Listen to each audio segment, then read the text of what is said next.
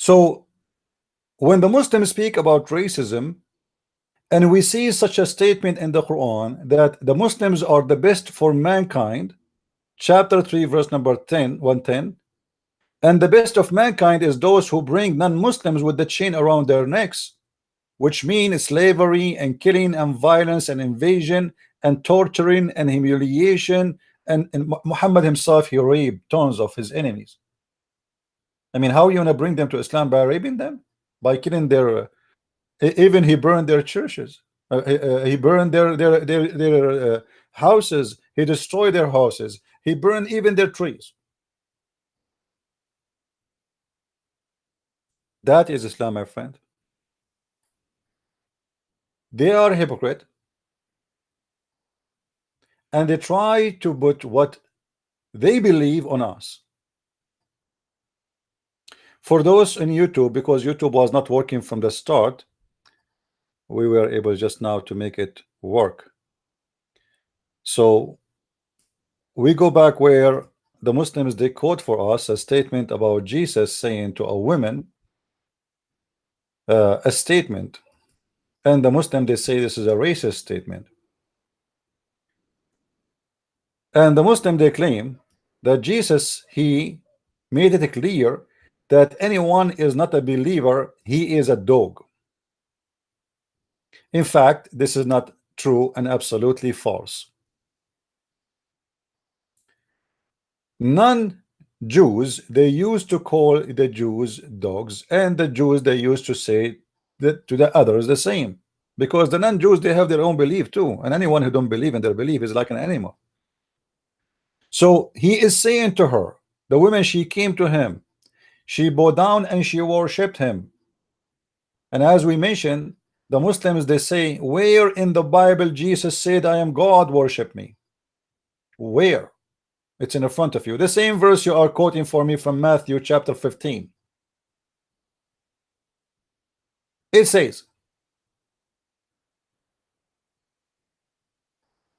but Yeshua went out from there and he came to the borders of Tasur and Tasidun, and behold, a Canaanite woman from those borders came forth crying out, and she said, have pity on me, my Lord, son of David.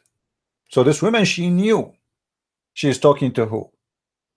My daughter is badly driven by demon. But he did not give her any or answer. And his disciple came and begged him, and they were saying, send her away, she is crying after us. But he answered, said to them, I am not sent except to the sheep that have strayed from the house of Israel. But she came and worshipped him and said, my Lord, help me. And here we have to stop. This is just for the Muslims listening in YouTube. The women, she worshipped Jesus, calling him my God. Did Jesus says to her, why you are worshiping me? I'm just a man. Why he says to, did he say to her, why you are calling me my God? No.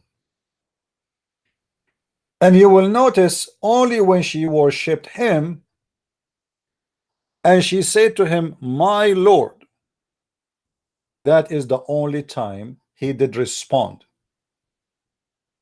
So the objection of Jesus to this woman,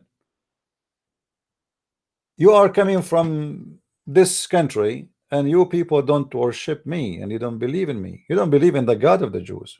So why you are asking me for help? Why you don't go and ask your God? When people get sick, when a Muslim he gets sick, he asks Allah, or he asks the black stone, for he's a pagan Muslim like Muhammad. You are from those people who worshipped other gods. Why you are coming to me? This woman, she worshipped him and she said, my Lord, help me. Now he answered, for she have faith on him. and she confessed her, her faith. He said to her, "It is not good to take the children bread and cast it to the dogs." What is the bread in this case? Is that literally bread? No. Is she really literally dog? No. He is going to do miracles for those who believe in him. Why the one who shout for other God? He need the help of this God. And this is what they believe about the Jews, and this is what the Jews believe in about them, that anyone who is not from us, he is equal to a dog. He is not from us.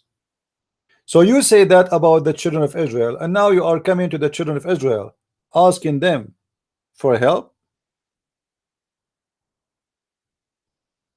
But she said, "Yes, my Lord, even dogs eat from the crumbs that fell from the master's table, and they live."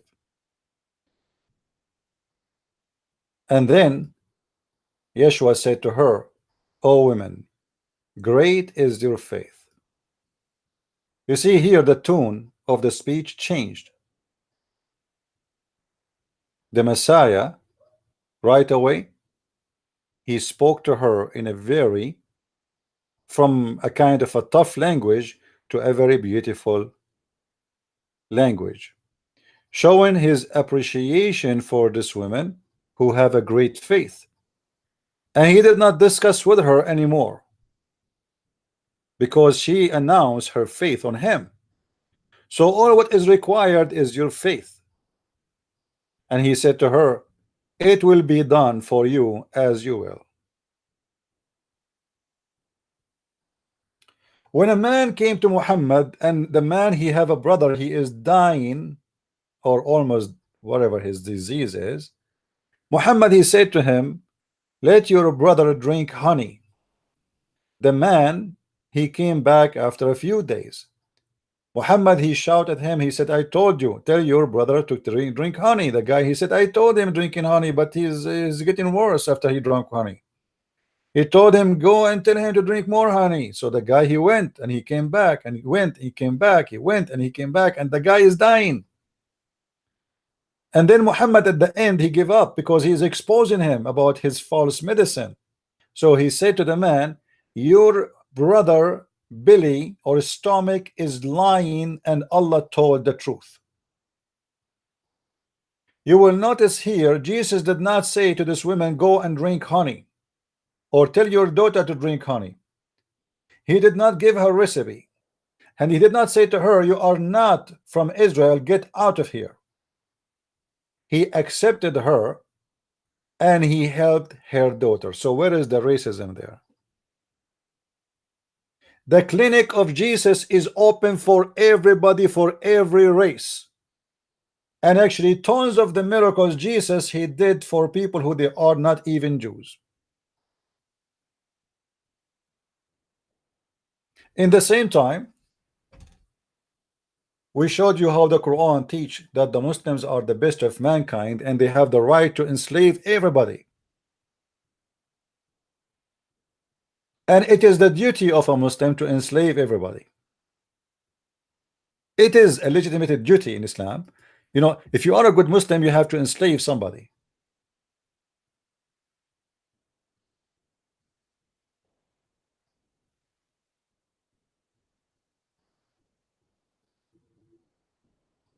So what the Muslims, they always try to do, they try to take what is in their cult and put it on our belief.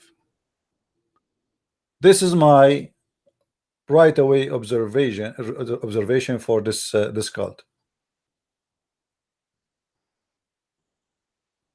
They always try to take what is on them to make it on us. This is the truth.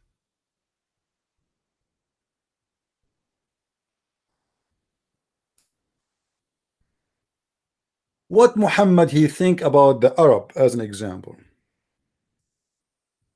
Guys, don't forget to post the YouTube link around and the Facebook around, if you don't mind. I appreciate that all of you care, But obviously we Christian, we don't care enough. You see, if my name is Muslim Prince, I will have now 10,000 people watching.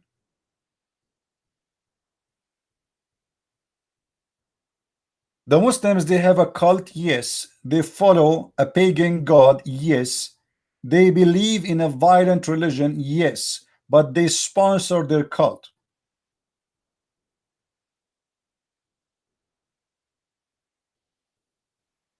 It's a shame that yesterday I made a video and then after 10 hours you find there is a 500 view. Why? A woman in Instagram, she is showing her panty. She have 11-12,000 people watching live.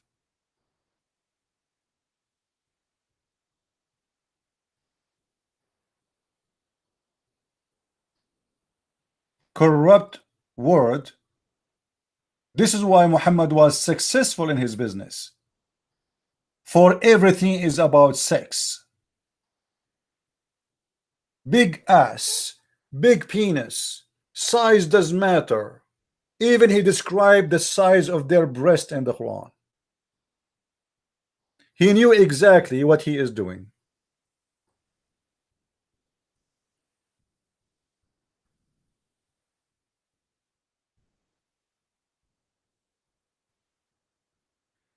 It is a shame that we offer education for free. Education I learned through all my life, and then we find 25 people watching in Facebook.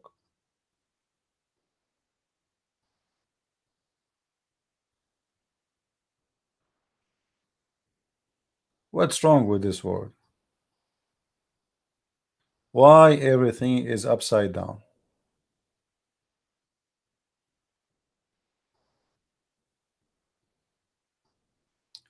If we go in the Quran, we go back to our topic. We just shared with you how stupid this earth is and how corrupt a human being is.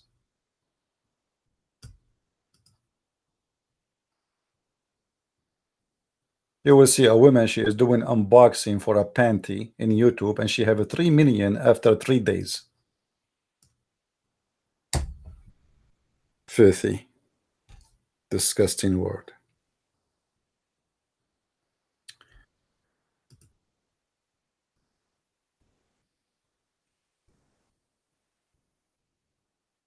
What Muhammad he think about the Arab and what he think about non-Arab. If you have actually my book, The Deception of Allah, you will find endless list of racism, but we will go one by one.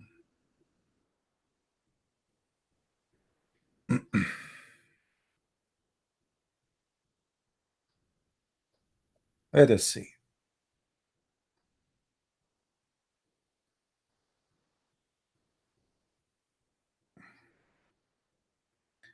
You know, this website is really stupid. You try to find something, it give you everything about. Okay, hold on.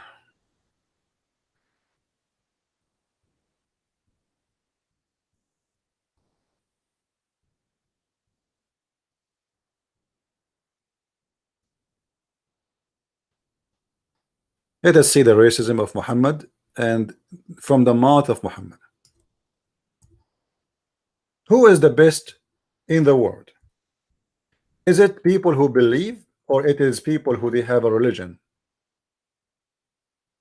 Is it based on belief, like you believe in something? Is it based on ethnic? Is it based in your behavior and value? We will see that according to Muhammad.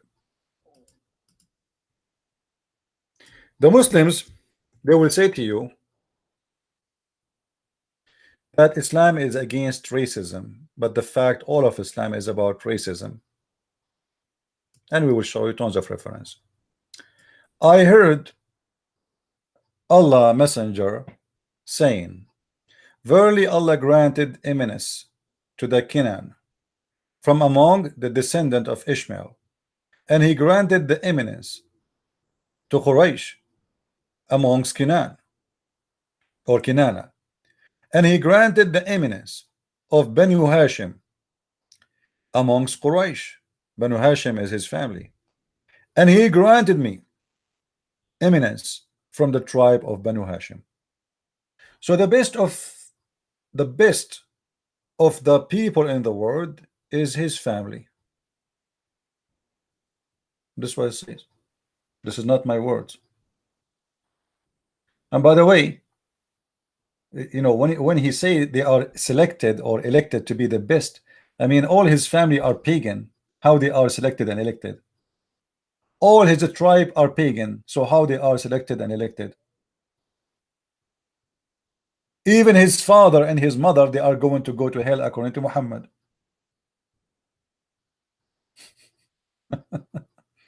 If you go to the Quran, you will find the following.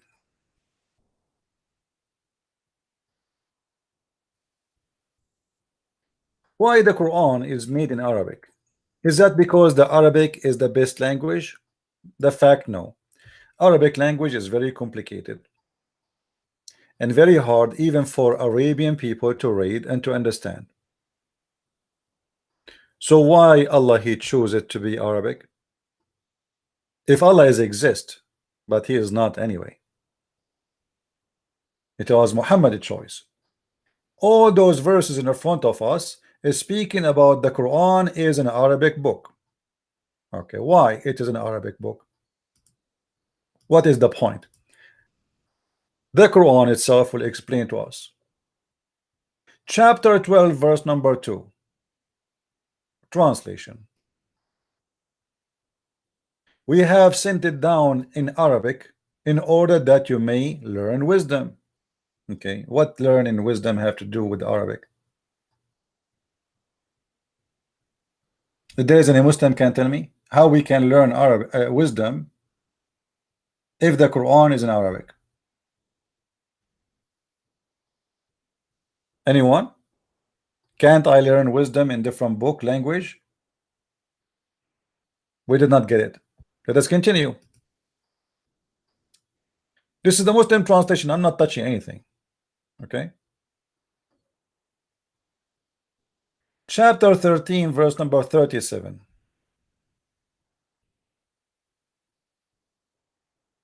Thus we have we revealed it to be a judgment of authority in Arabic, were though to follow their vain desire after the knowledge which has reached thee.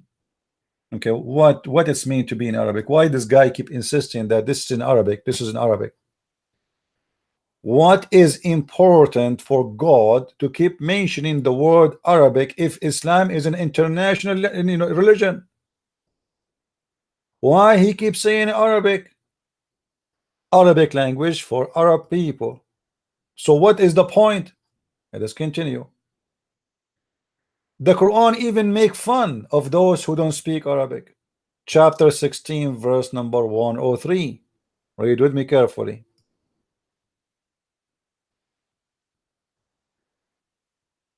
We know indeed that they say it is a man that teach him, which means the Arab, they said to Muhammad, it's a man who is teaching him. They, the tongue of him, they wickedly point to it notable foreign. So if you speak a foreign language, you are a wickedly tongue. The person who speak Arabic, he is the pure and he is the good guy.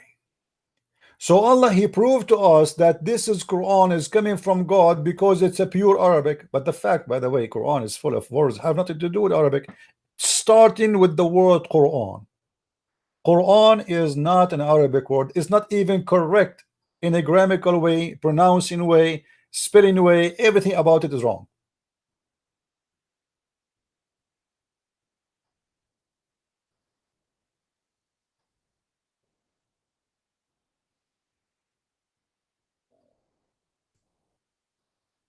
When Allah he revealed supposedly the Quran, he come to us with a verse saying that Allah he taught by the pen, and then Allah taught by the pen taught what? Allah, he taught by the pen. What he used when he spoke, he used the word qalam. But qalam is not an Arabic word. So the first few words in the Quran was not even Arabic, yet this God, he insists that this is an Arabian pure Arabic. You can go right now and search an Islamic website and they will say to you that the word qalam is not an Arabic word. But it was one of the first words Allah he used supposedly in the Quran. Even there is a chapter, it's called the chapter of Al-Qalam, which means the chapter of the pen, but the word itself is not an Arabic word. Chapter 96 verse number 4, this is the first chapter supposedly was delivered to Muhammad when the angel he squeezed him to get his mayonnaise out in the cave, if you remember. And Muhammad, no mayonnaise come out of him after 3 squeezing. Until now we are asking the Muslims why the angel squeezed him 3 times. They don't know. They have no idea why. And we taught him the use of the pen. You taught who? Like what the heck? Allah, he taught who the use of the pen? It is Allah who taught us the use of the pen. By the way, in Arabic it doesn't say that. It says allama bil qalam. He taught by pen. It doesn't say that we use the pen. I mean, the Muslim translation is very funny. But even if we go with the funny translation, Allah is the one who taught the people to use the pen. The first people who use the pen, they are not even believing in Allah. So how they are those who he taught them to use the pen?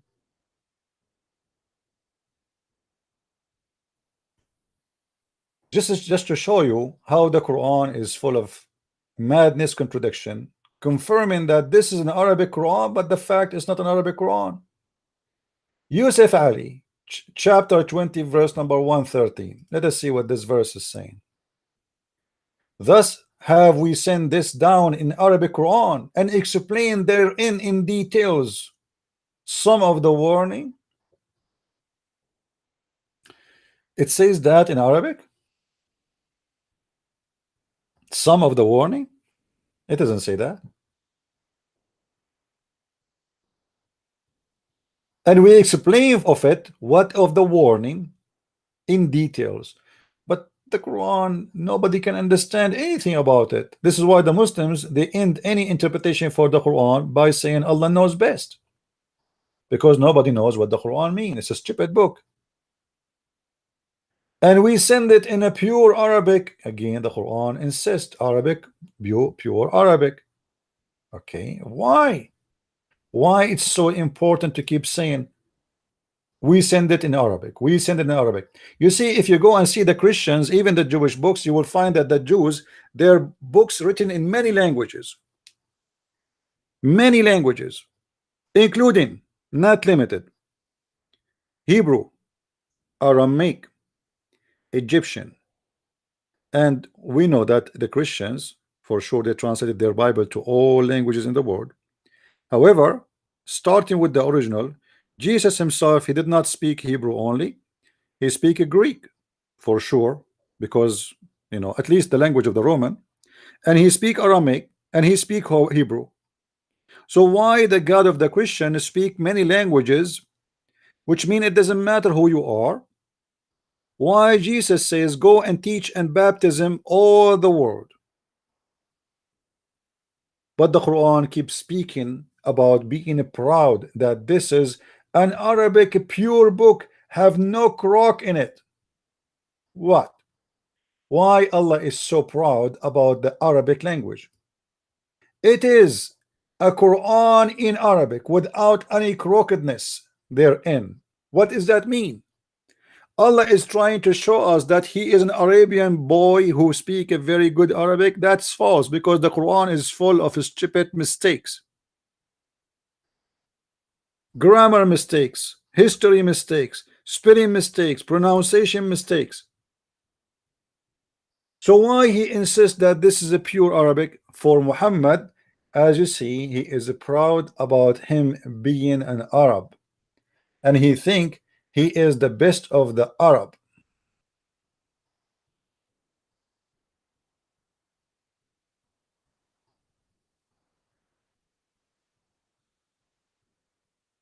You remember where Muhammad he said Allah created the black people from the shoulder of Adam and the white people from the shoulder of Adam. But how he created them from the shoulder? You know, this hadith remind me about it. One of you when he called us not long time ago. Actually, I think it's in my book. You know, you have it. Uh, Allah created from the left shoulder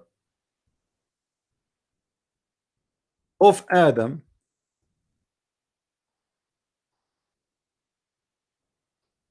and he said those people will go to hell. Let me get you the hadith.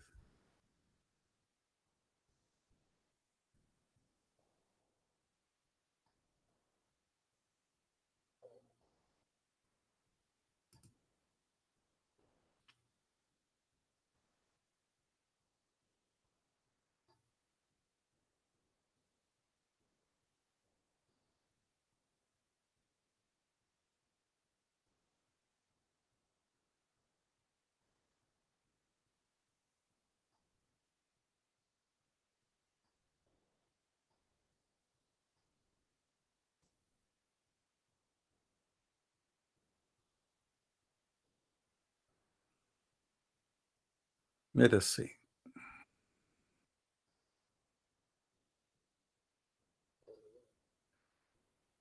You see, we have the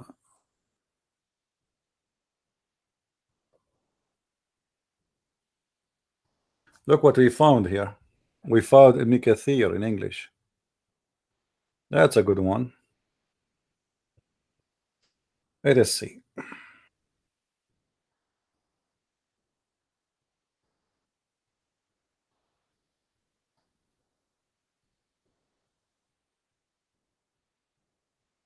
This is the book of Ibn Kathir, the stories of the Prophet.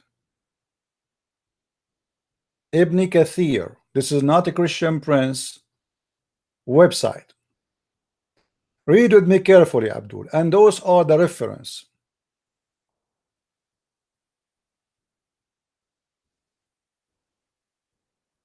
Let us zoom in so the blind can see. When Allah Almighty created Adam,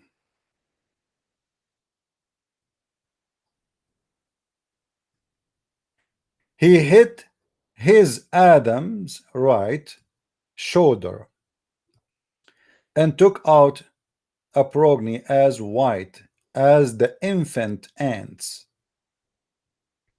Then the Almighty hits Adam left shoulder and took out the progeny as black as coal.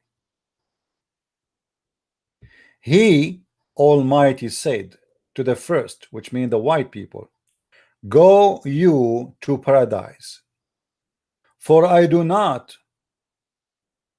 or sorry, I do fear not the consequence. He the Almighty said to the other, which means the black, go you to hell, for I do not fear the consequence. What? The white they will go to heaven and the black they will go to hell? And who is talking? Muhammad. In other account, the messenger of Allah, may the peace and the blessing of Allah on him, reported to have said. So take a note that the one who said this garbage is Muhammad himself.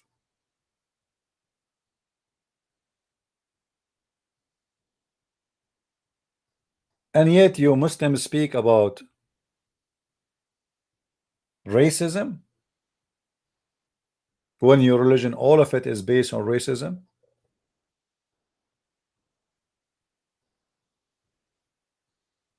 This is the truth.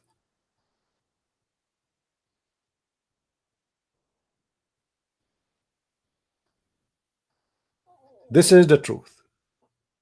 and the truth hurt. Not to mention how many hadith about Muhammad making fun of the black people, saying, you know, you have to obey if your leader is a black, even if he is like a raisin head, etc. All of it racist statement. Imagine if Muhammad is exist today, how many case he would have in the court, and those cases made by black people. Muhammad, he made fun of the Asian people, how they look like, so he described the Turkish in a very funny way, making fun of their look. We have tons of as an example, if you marry a Kurdish, your son is going to be a crazy person, a kafir, an infidel. Marry not African. This is what Islam teach. This is why, I want you to check around you and tell me how many white Muslim marrying black African, and how many Arab Muslim marrying white women. Me myself, I never saw an Arab man, he's a Muslim, marrying an African woman, but I saw all of them. They are desperately going after the blonde women, for the roots of racism is deep inside them.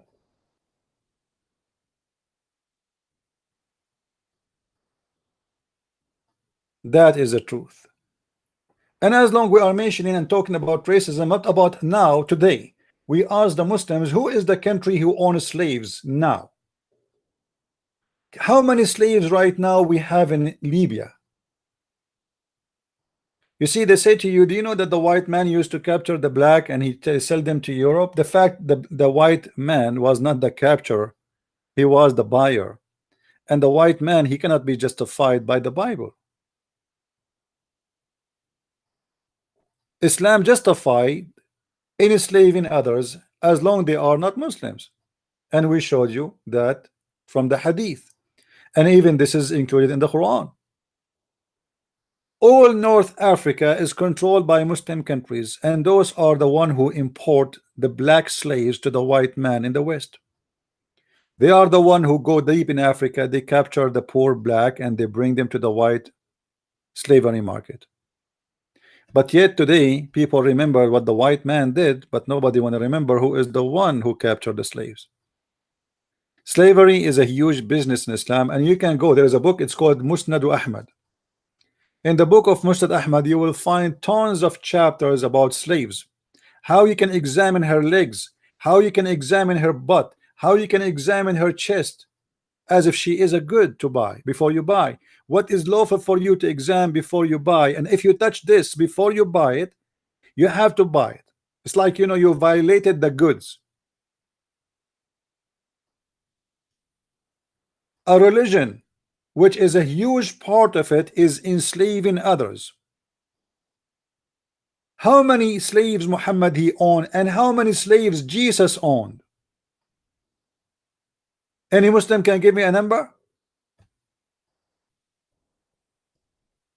As long Jesus is racist, as you Muslims claim, how many slaves he owned?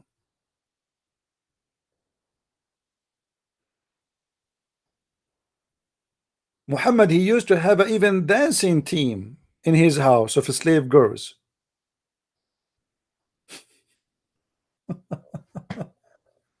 The Quran said the following, and this is one of the racism teaching of the Quran. You see, Quran discriminate not only by race and religion, discriminate by gender and by situation, if you are free or a slave. Look what the Quran says.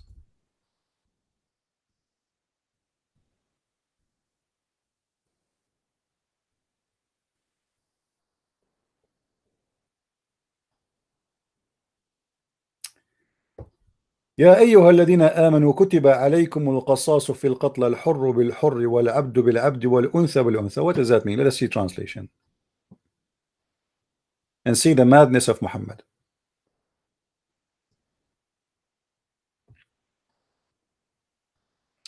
O who you believe in the law of equality is prescribed to you in the case of murder, free for the free. Look at the wisdom, guys. Look at the wisdom of Muhammad. This is Allah talking.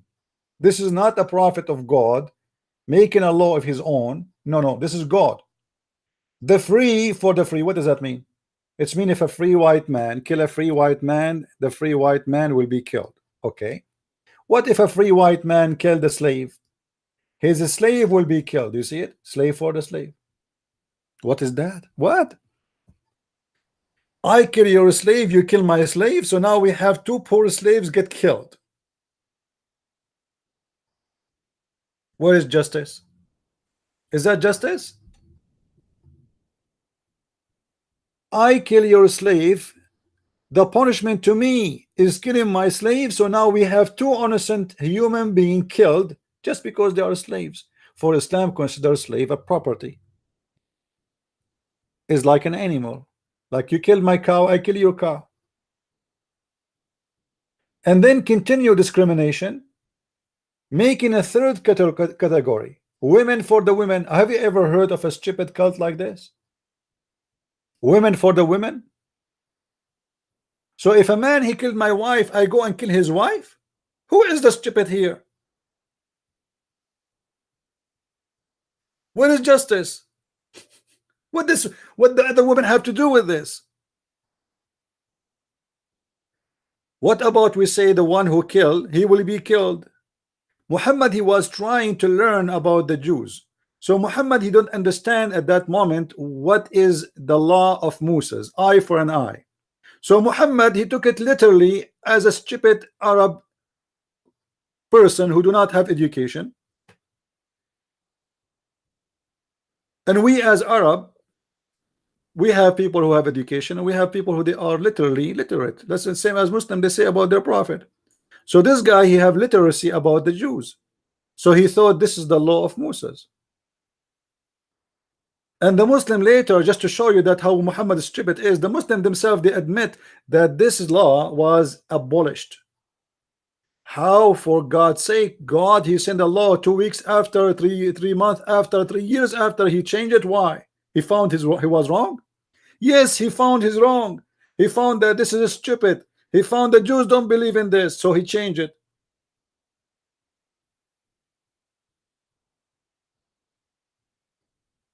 Otherwise, there's no smart human being will use such a law to be a law. For this law is categorizing a human being to different 3 categories: free, slaves, and women. And here discrimination is by you being a free, you are the master, you're above. So a free man, only if he killed a free man, he will be killed. Which means a free man kill a slave will not be killed.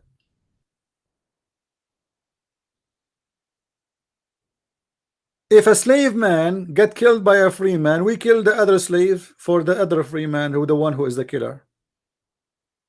That is exactly a racist teaching. And Muhammad, because always he consider women are equal to animals, he put them in the end of the category. If you go in the hadith, you will see Muhammad saying this. Even Aisha, she said, قد شبهتونا بالكلاب. You made us the like of dogs and donkeys.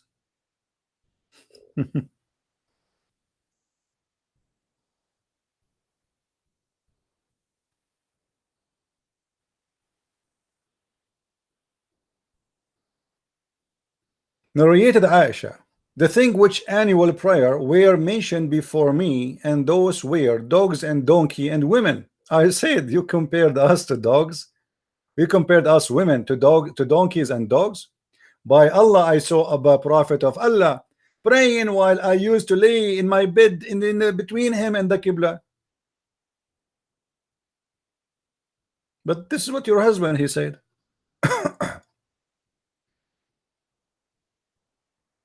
It's your husband who said that. Those people are just repeating. And Aisha, she admitted that this statement making women equal to dogs and donkeys.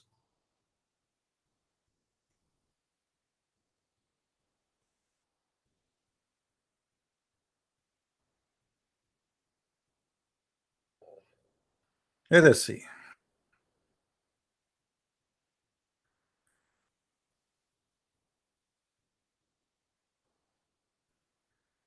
The prayer is severed by a black dog and a woman who had reached the age of menstruation.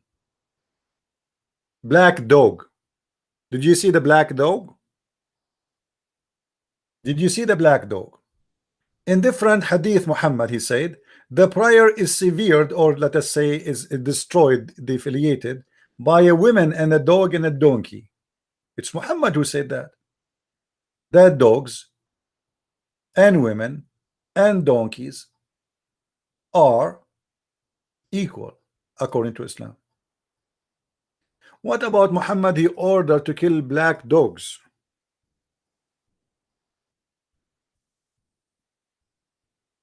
Is that based on hate to a certain color, or because the prophet is all wise and he don't hate black color? The messenger of Allah said, when any one of you stand in the prayer, there is a thing before him equal to the back of saddle that cover him. In the case of there not before him a thing equal to the back of saddle, his prayer would be cut off by passing of an ass, a woman, and a donkey. Do you see it? Black dog, sorry, would not mention the black dog. Black dog, why? I mean, why the black dog specifically is a problem in Islam? What is the problem? The problem will be explained by Muhammad himself. One of those who they are listening to this story, he said, "Oh, Abu Dhar is the reporter for the story, and he was the companion, first-hand witness to this story. What feature is there in the black dog which distinguish it from the red dog and the yellow dog?"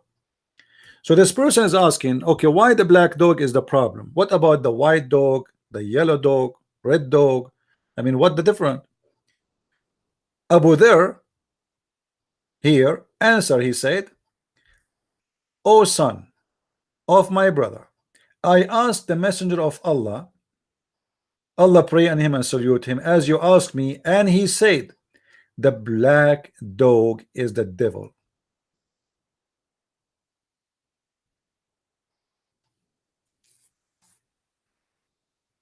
And you Muslims, you say to us why we believe Muhammad is a false prophet.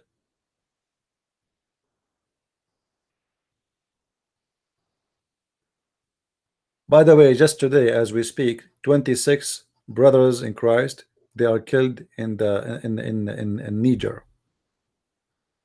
The nice beautiful follower of Muhammad, they attack a church the same as they did last week. Last week I think they killed 19. Today 26 people. That because this religion is anti-human, anti even dogs. I mean, even dogs are not safe from the hands of this cult. The prophet, he ordered to kill all the dogs in the city of Al-Madinah and the city of Mecca. Do you know that the city of Mecca and the city of Medina is 0 dogs? Because Muslims will kill any dog immediately if he enter the city.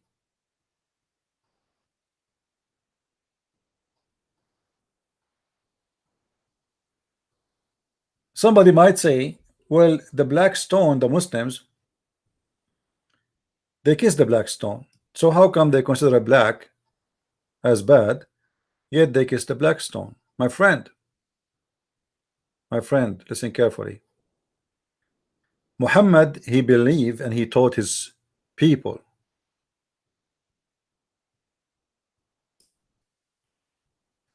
that the black stone is white.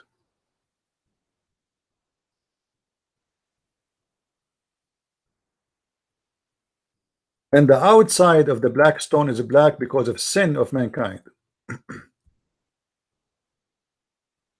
But the black stone itself is white. It is sin who make anything black, according to Muhammad. It was narrated by Ibn Abbas that the Messenger of Allah said the black stone descended from paradise and it was whiter than milk. It was what? It was whiter than milk. So what happened?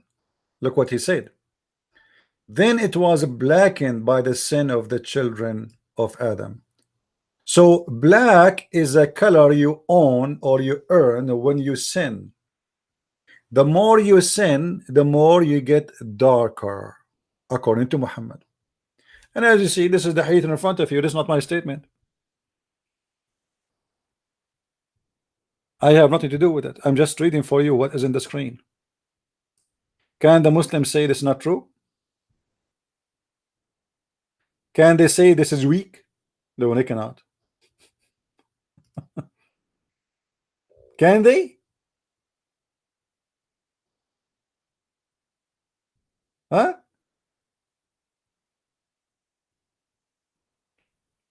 Even Muhammad, when he speak about the river of a sperm Allah will give him in heaven, the Muslim they claim that this is a sperm, this is a river of water.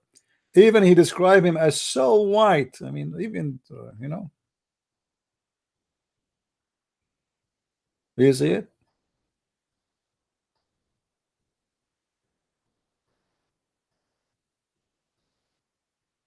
White. In the Quran, we mentioned that many times. As an example, in chapter 27, verse number 82, in the interpretation of the animal, the beast will come from the ground.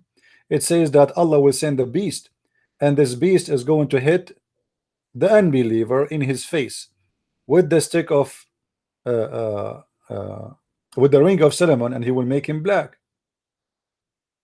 And he will hit the believer with the staff of Moses, and he will make him white. That is Islam, my friend.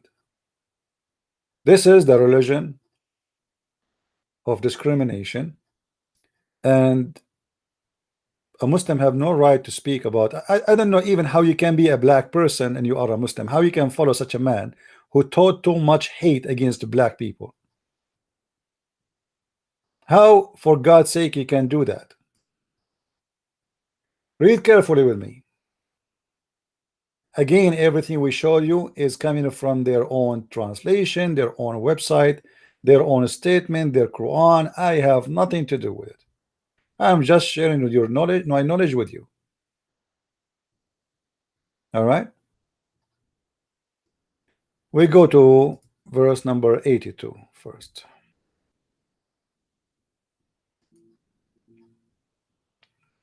This is supposedly about a beast will come from the ground, and this beast is going to carry the stick of Moses and the ring of Solomon. It will strike the nose of the disbeliever with the ring and will make the face of the believer bright with the staff. Translation is false. It doesn't say really bright. It says white as a star. Let us continue to prove it to you. If you go down here, it says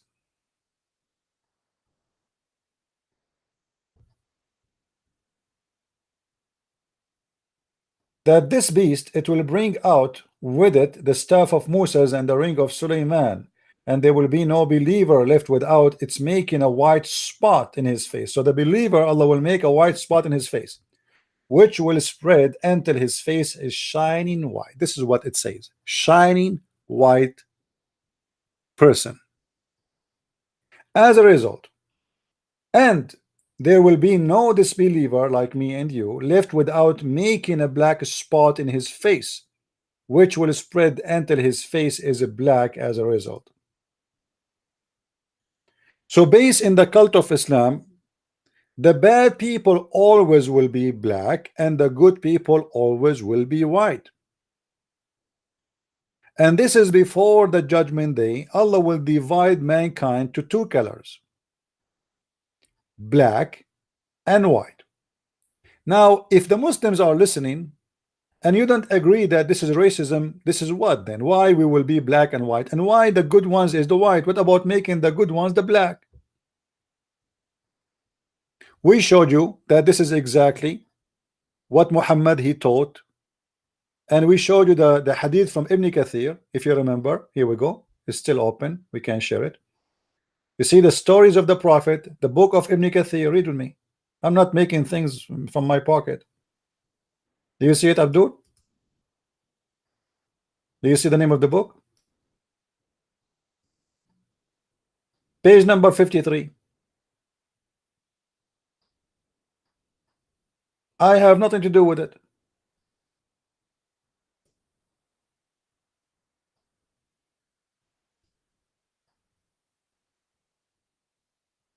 That is Islam. And what make it more hilarious that Muslims, they try to say that Christianity teach racism, which is very funny and kind of madness. I hope I didn't answer the Muslims. They make their claim, and I noticed for some reason, I think maybe because it is summer coming, that not many people online. Like we have in YouTube 93 people only. I mean, why is that?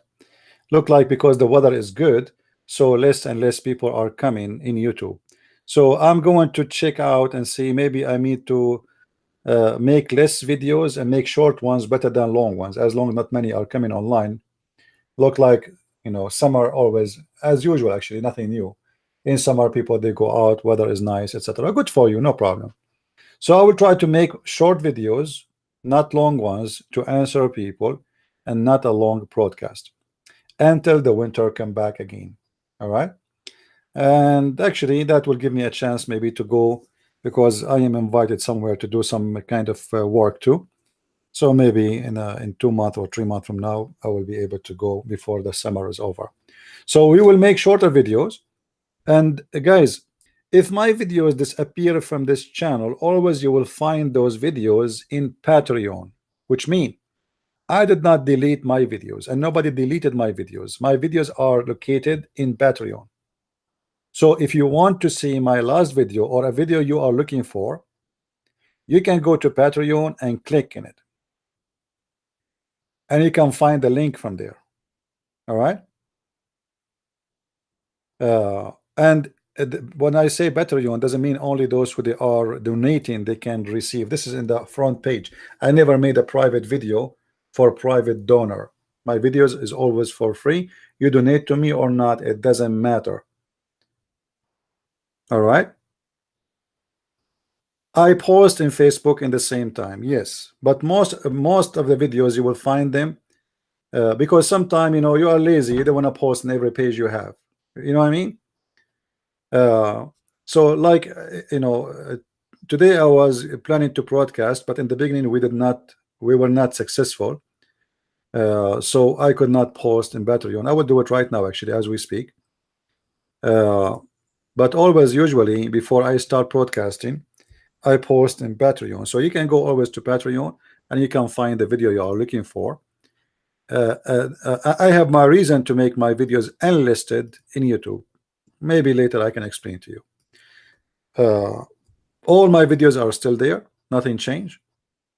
And for sure the Muslims, they try to take some videos down as much as they can. But for me, I'm trying to do that because let me explain to you. I keep saying to those Christians, I don't know if you guys are Christian or not, please download my videos. Please. I mean, why you are waiting for me and now you ask me what is your videos, why you don't have them, why I have to fight alone? Why am I the only Christian in this earth? You see, if I'm a Muslim and I ask the Muslim to download my videos, you will find my videos like rain everywhere. If I am a Muslim, if my name is a Muslim Prince, I will not have 90 people watching me live now in YouTube. I will have 9,000 at least. That's the truth. Muslims, they believe in a cult, but they sponsor their cult. Christian, they have the best ever. They have the Messiah, but they don't care.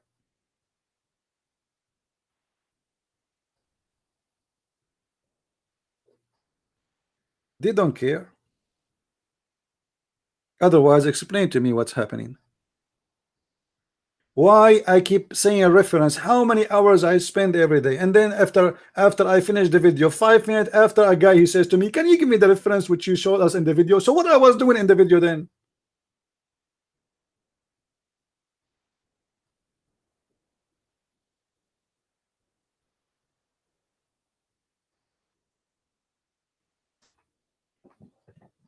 If you open, if I open my Facebook, you will not believe it, how silly the questions they come to me. Christian Prince, in the previous video you answered this Abdul about this, but he is saying the same question. I say, okay, why you don't answer him the same answer? As long I answered him already, what do you want me to do?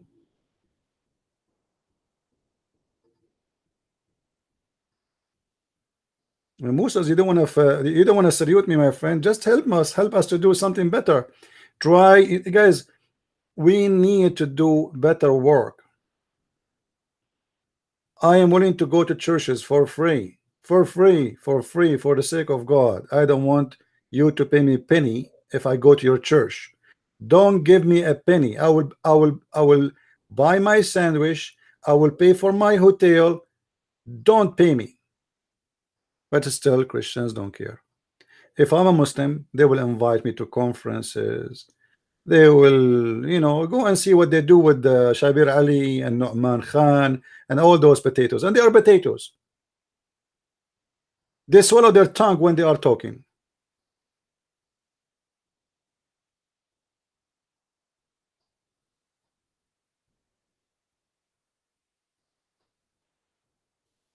Anyway. And the funny, the Muslim, they think I have an army behind me. I'm serious. They think I have like, man, you know, this guy, you have like a secretary. We have an organization. They don't know. They have no idea.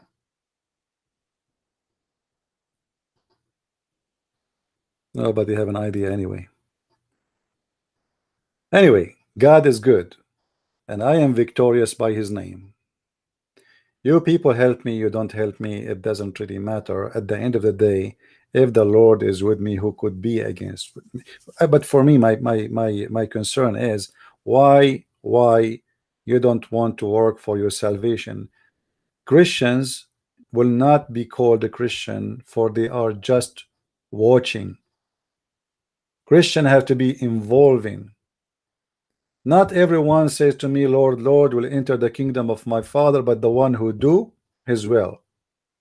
The Messiah one day will ask you, how many people you brought to me? What you will say? What you will say, for God's sake? You will say, I was doing barbecue with my family. I was watching Christian Prince. That's not enough. Who is a Christian Prince? He don't even, who's this Christian Prince? Christian Prince, he work, and I will check him out by myself. Hold. Tell me about yourself now, what you did.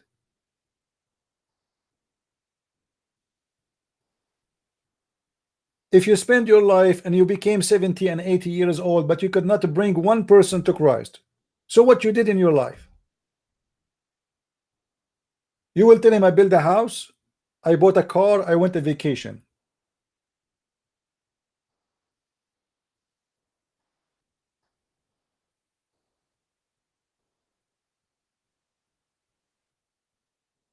We need to do the fruits with the Messiah he asked us to do. He said that from their fruits you shall know them. So where is your fruit?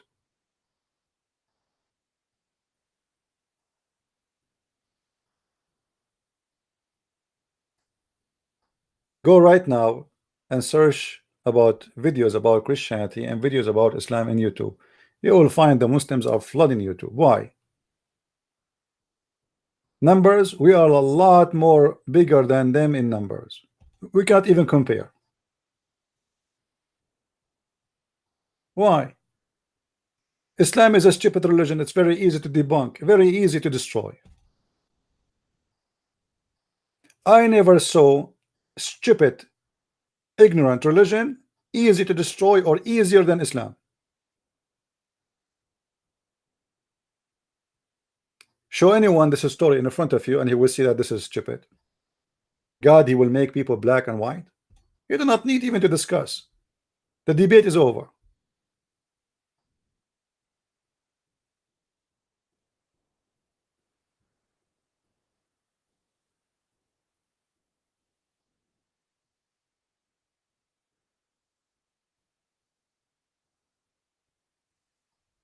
Do we have any Muslim here have a comment want to say?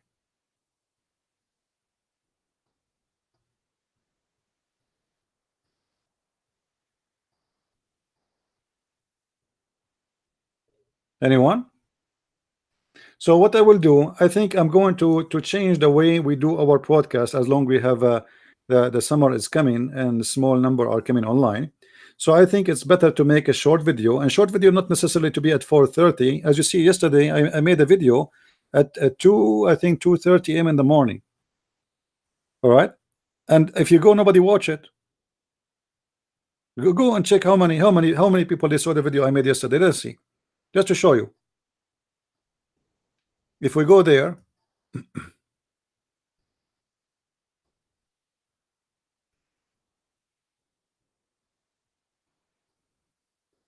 you know, if somebody else will be really will give up. I mean, 1,000 people watch my video. Why? If I make unboxing about iPhone, I will get 10,000 video view. What 1,000? Why? What I did? I mean, is the video is not qualified to be listened to? Isn't it short? Is it short of knowledge? Wasn't really horrible for the Abdul? Why I have 1,000? Look at this. I have 1,035 view. I mean, why? Give me a reason.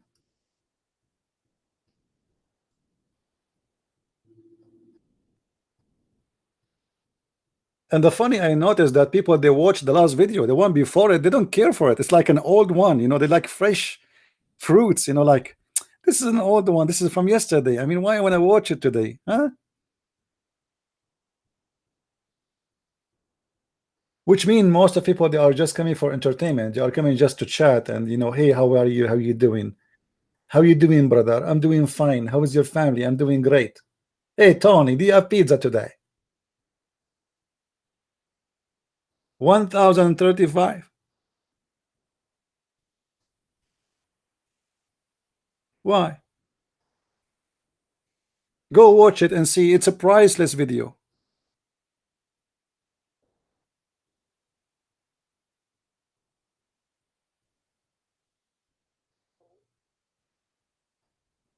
Nothing makes sense. I don't know really what I should do. I don't know. If I type right now, just give you example of how mad this earth is.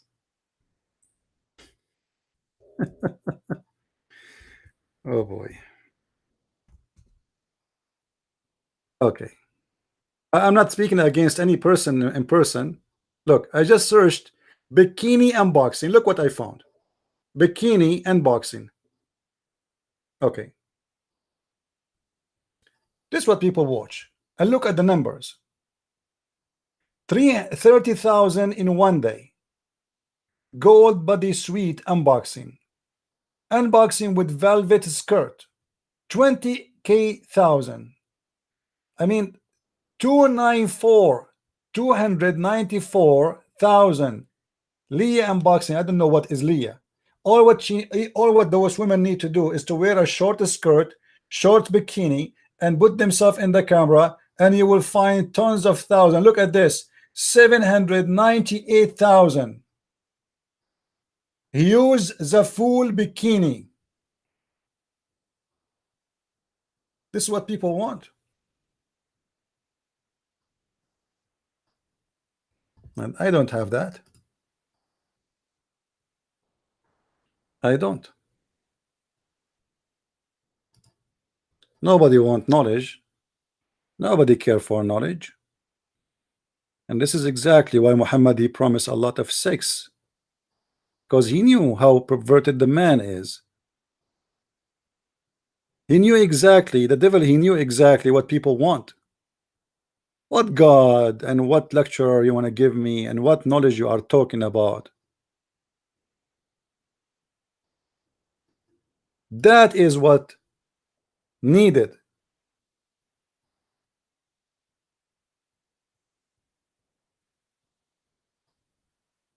Unboxing of a bikini.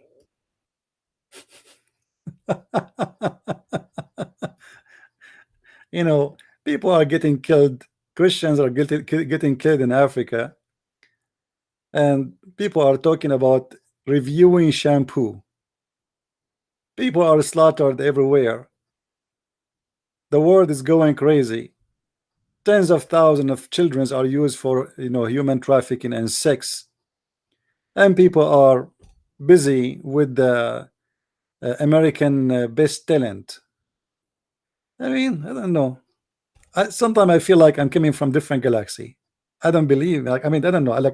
I'm coming from somewhere. I don't know. I think I dropped from the chimney, as my grandmother she said. Right? Yeah. Trust me. If you appear in the bikini, then you will see how people, they like to see faces. First of all, they like to see faces. So if in order to get a lot of a view, you have to put a camera on you. But I'm not interested really of myself, because it's not me, my face, what will make you understand. It is the reference I showed you. It's the knowledge I share with you. But this is how the world is.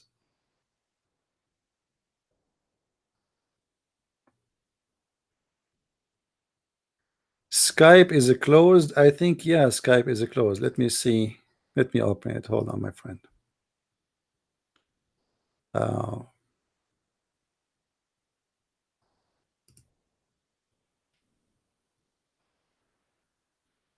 yeah, I will log in. Anyway, God is good, and I always receive emails from people who left Islam, and so things is really I am satisfied with my work, but I'm not satisfied with people work.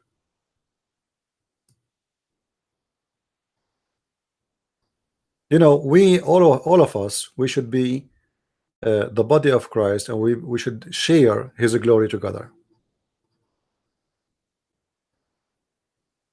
So why you don't want to earn the, like earn the blessing, which is a chance to earn? Because your life will be taken from you tomorrow, maybe today. Maybe you go to sleep, you never wake up.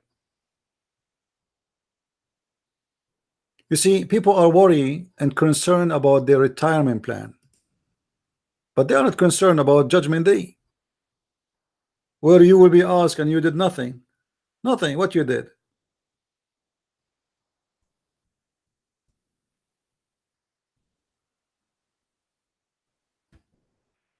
All right, we are now in Skype.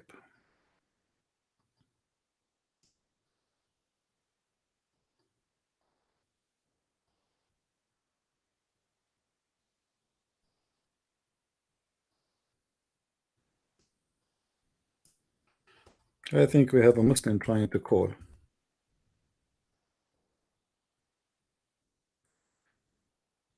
Do we have any Abdul?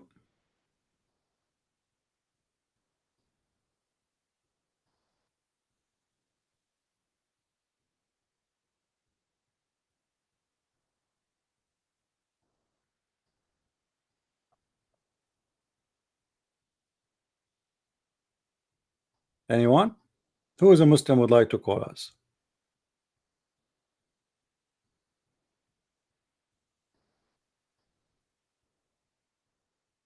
Anyone?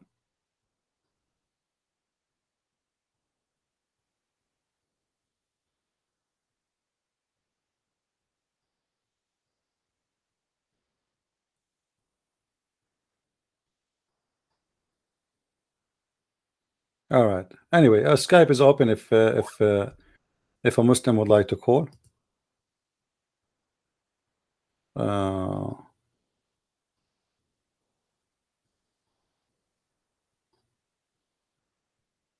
all right. Look like somebody want to invite me to his church or something. All right, no problem.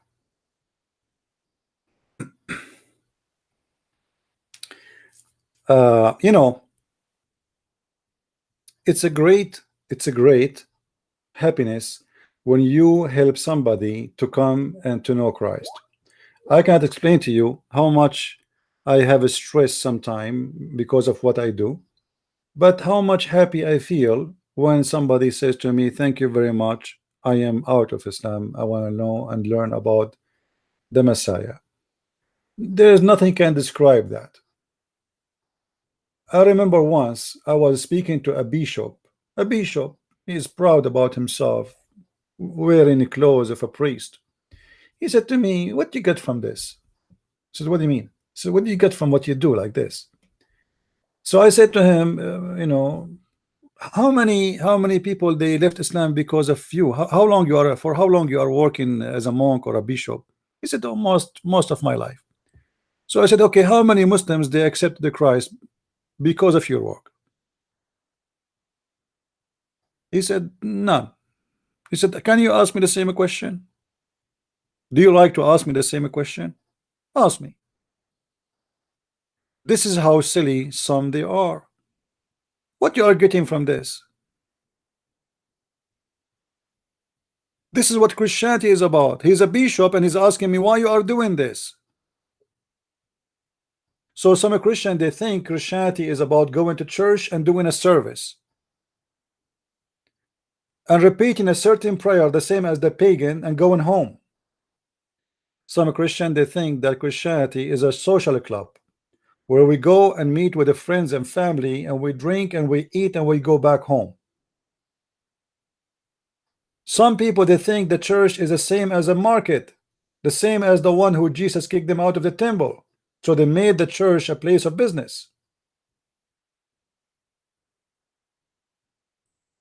But there is a really Christians who they are the one who bring people to Christ, and those are the one do count.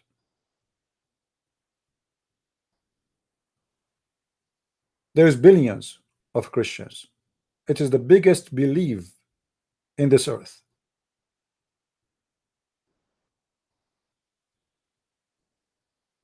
But not everyone says to me, "Lord, Lord," will enter the kingdom of my Father. This is my warning to you. All of us, we are sinner. I am a sinner and you are a sinner. I'm not saying I'm a good guy and I am the perfect guy, I'm the angel. All of us, we are sinners. So the salvation, people, they say to you falsely that you will not be saved by doing good work. That is a misquoting of the Bible. For Jesus said it clearly, and everyone says to me, "Lord, Lord," but the one who do his will. So doing the will of the Messiah is not only to believe in him, but to do, walk as he walk, do as he do, to be a follower. From their fruits. The fruits are not required by many churches. They say to you, it's not required. That's false. A tree without fruits will be cut off and thrown in the hellfire. This is the word of my Lord Jesus. How you can be of the fruit of a Christ if you yourself you don't have a fruit? From their fruits you will know them, not from their worship. We are not the same as Muslims who bow down, stand up, and go down, stand up. The Messiah, he spoke about those people who pray in the corners, for they are hypocrites. And actually he forbid us from doing that. He said, if you want to pray, you go to your closet and you pray, which means nobody see you.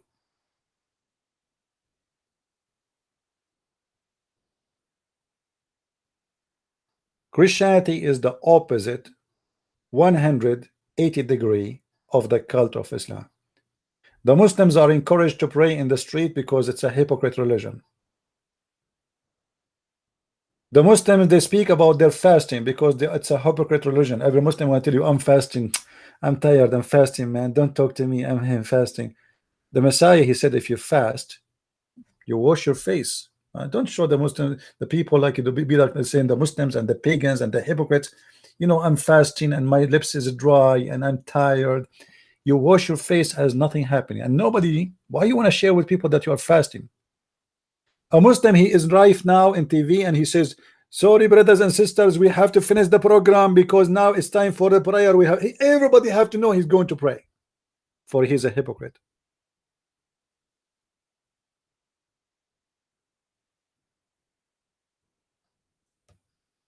We don't want to be the same as they are.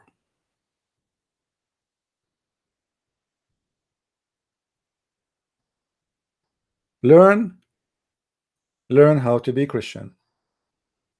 And by the way, there's a lot of wonderful Christians who really help and etc. Uh, like I have people who support in donation, people who support me. I cannot say I'm not getting support and there's no good Christians around. And I cannot say there's no Christians are copying my videos. This is not true. But it's still we are short in number. There's a lot of wonderful Christians are really doing their best. And maybe they are better than me.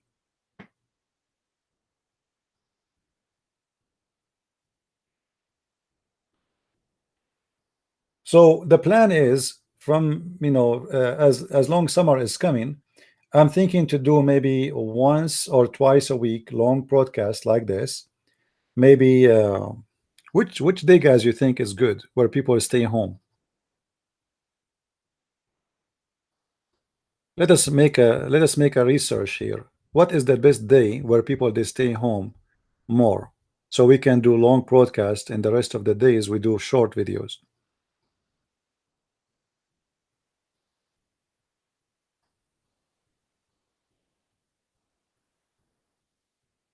Anyone can help? What is the best day? Tuesday? Saturday? Sunday? Saturday or Friday? Look like majority until now saying Saturday. Yeah, Monday is good for those who do haircut business.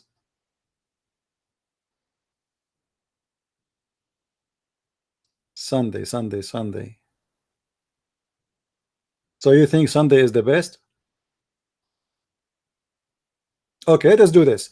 I'm going to make a form, like you can make a vote for things in my page in Patreon, and I will list days, and you choose, and whatever who the highest number in the list of a choice is going to be the day where we do broadcast.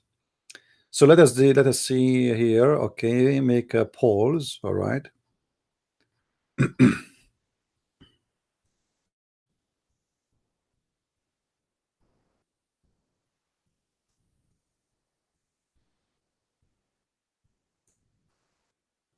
Okay.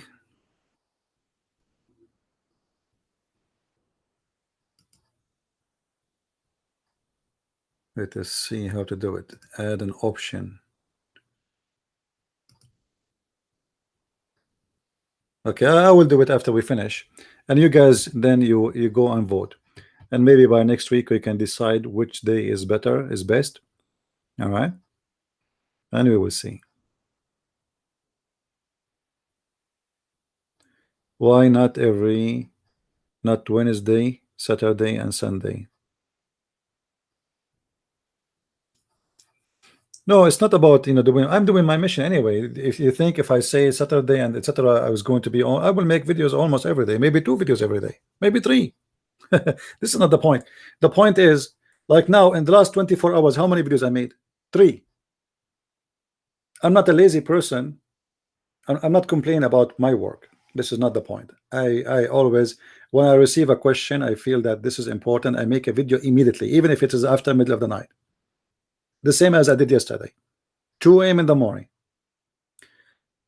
The point is, we want to gather here and take your questions live, answer those who have a question live, and this is the point of the live thing. Otherwise, you can still send me questions in Facebook or in Patreon, and if I did not make a video about it, I will make it a video.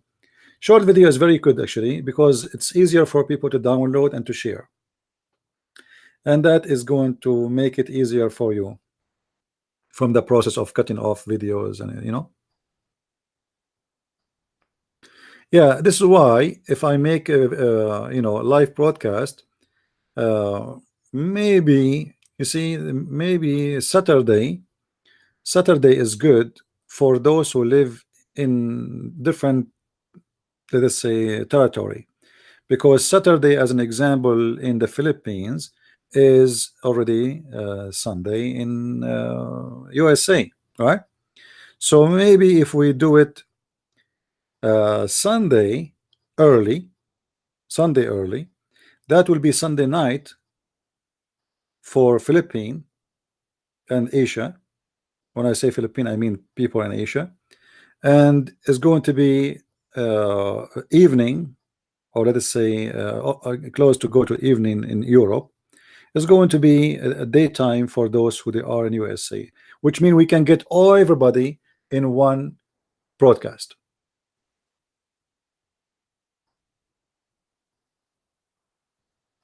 All right. So maybe Sunday is the best time. So shall we agree on Sunday? This way everybody can. Let us see what the time Sunday. Let us see. Like now. Hold on. Let us go to the phone. See the clock. Okay. All right.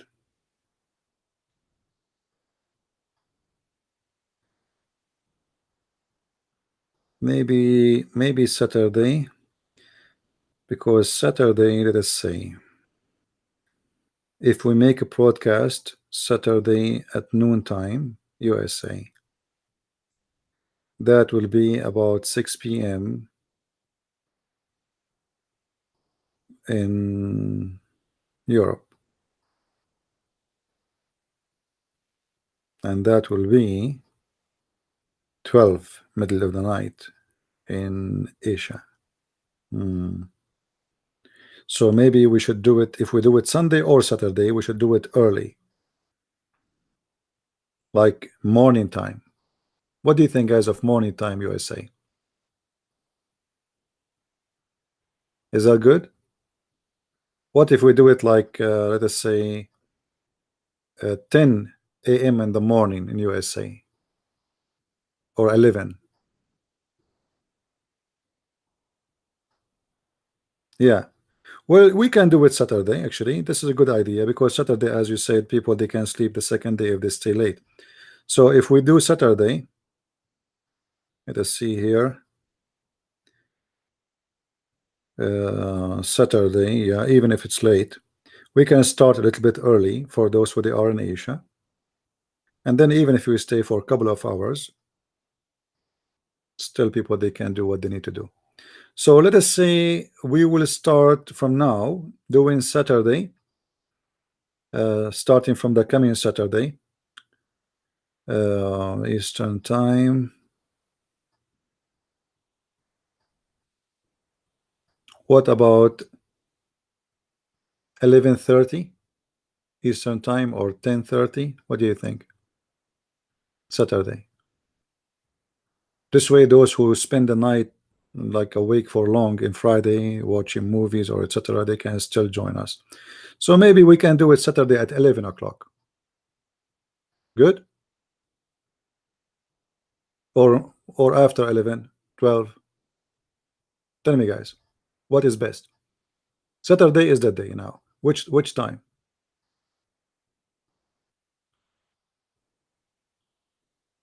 12, 1, 2 p.m.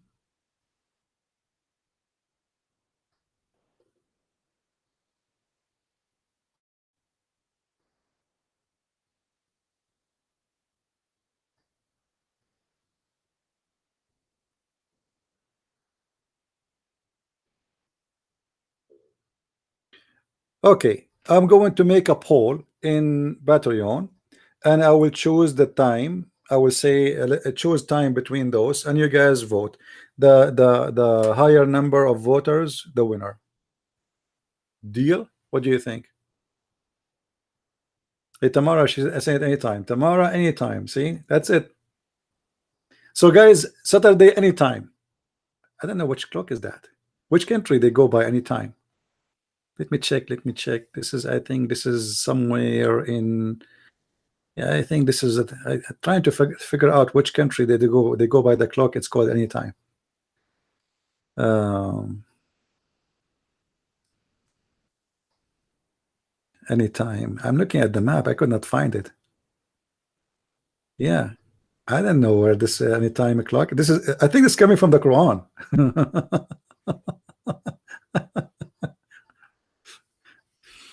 You know, there's something about the Eastern countries, like Middle Eastern countries, where I'm coming from. For us, everything is anytime. You know, because of the cult of Islam, everything is based on inshallah. Inshallah mean Allah is willing, and because Allah is willing, the clean never done. The streets are dirty. The electricity is not working. Cars are not working. The bus is always late. The train never come. Airplane never show up.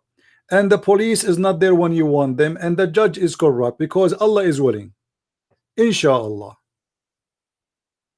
The whole country run by inshallah. Electricity, machines, cars, everything inshallah. Even the news. When the guy he do the weather news, he say, brothers and sisters, inshallah tomorrow we might have some rain. And inshallah, if Allah willing, we might have some wind.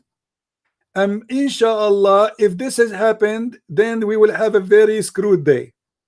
They don't even dare to say the news as it is because they're afraid that people, they will say he's predicting the time. He claimed to be a prophet, they will kill him. So he have to put the word inshallah between every two words.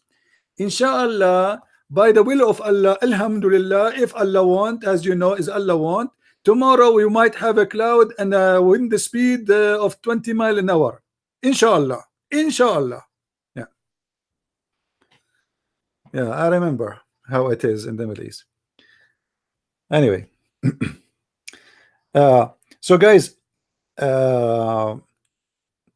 did we reach to agreement about what time Saturday? Come on, give me time. I'm trying to be an Arabian democratic. This has never happened before, by the way. This is against our nature. I mean, imagine we are asking people to vote. What's wrong? Something wrong.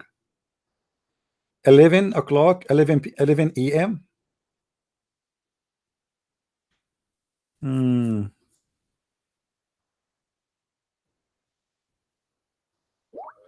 Yeah, you see, because if we make it late, it's going to be late for those who they are in Asia. They will be dead asleep, you know.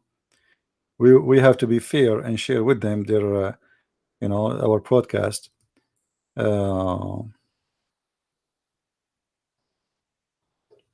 Yeah, if we do it, okay, let's do with this so we can be fair anyway, because those who they are in America, if you wake up late, I mean, how late you can be more than at 12 p.m., you know, I mean, sleeping all day, or if you have busy business to work to do.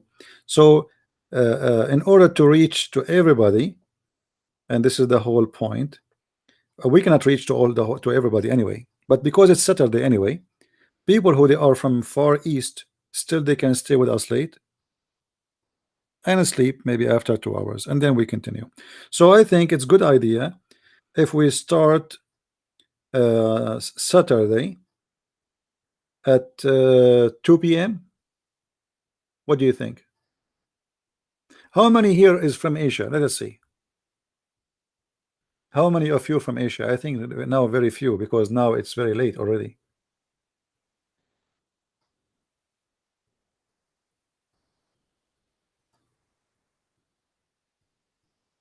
Yeah, very few. All right, let us start this coming Saturday at 2 o'clock. Is that good?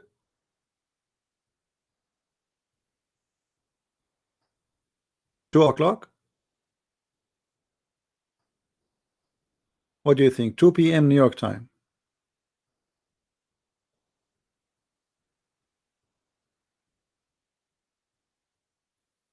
And if you stay late anyway, second day is Sunday, so you will be off. Good? Okay, so take a note, please.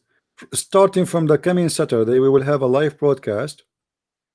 This is a fixed day. Now, if I can do it during the week, I will do again.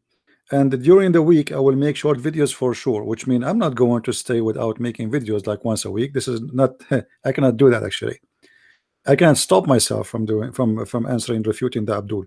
So I might do a live broadcast. Is going to be short video. When I say short video, is going to be live too, unless YouTube stop me from doing that. So I will make short videos during the week. So you are welcome to join anytime. All right, just be sure, guys, that you are subscribed to my Facebook, and because now, like now, we are doing Facebook and YouTube in the same time. Subscribe, so you will be notified when I make a short video, and it's going to be a live chat anyway.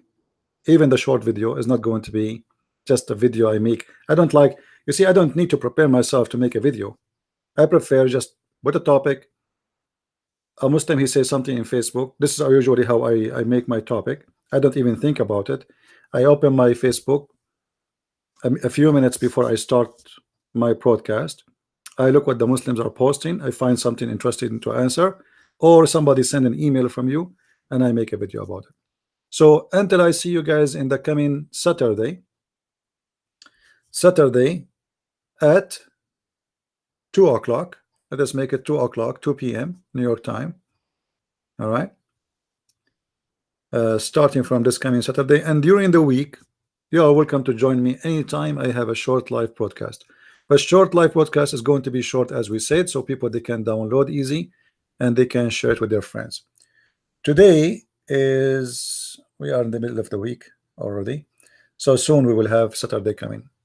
All right. Do we have any question? This coming Saturday at 2 p.m. Please take a note. Write it next to your, if you are a person who have a short memory, write it and put a sticker in your computer. Saturday at 2 p.m. New York time. No, during the week I will do live broadcast. During the week I will do live broadcast. It might be 4:30, the same as every day, but it's going to be short. Because as you see, not many people online. I think this is because it's a summertime.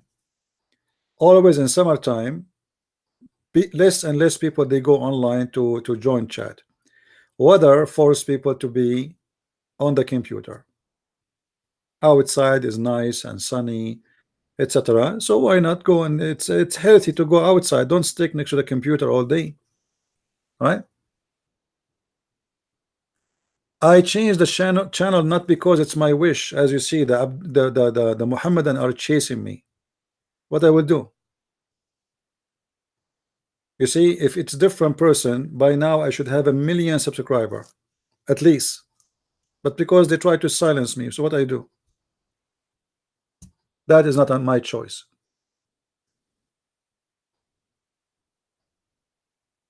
If you want to know about sexual behavior of Muhammad, I have a book is going to be published within no more than a week, I believe.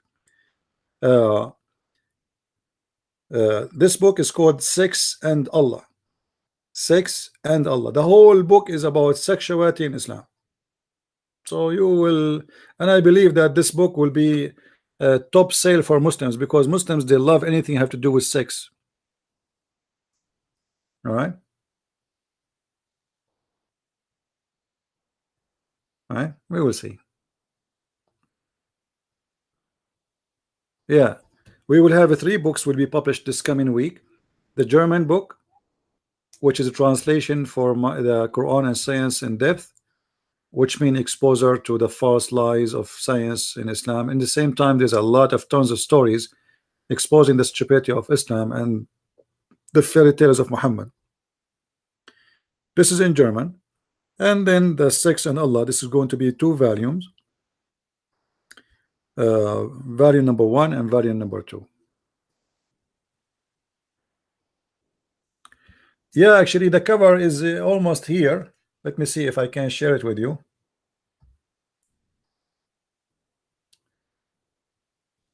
But actually it's not really final. I'm working in it. Let me see.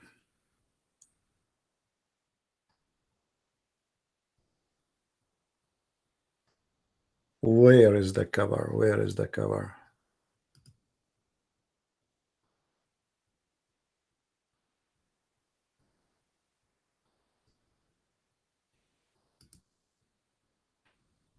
Yeah, I'm working in the cover.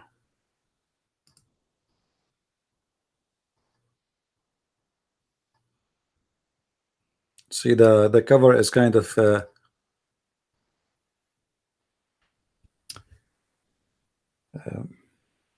you know, you have to match the topic with the cover. Let me share it with you so you can give me an idea if you guys approve it or not. Let us see here.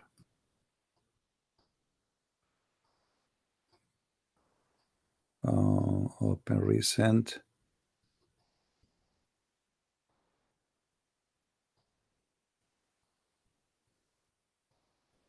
All right. I'm still working in it, but I will share with you. Look with me, guys, and tell me what do you think.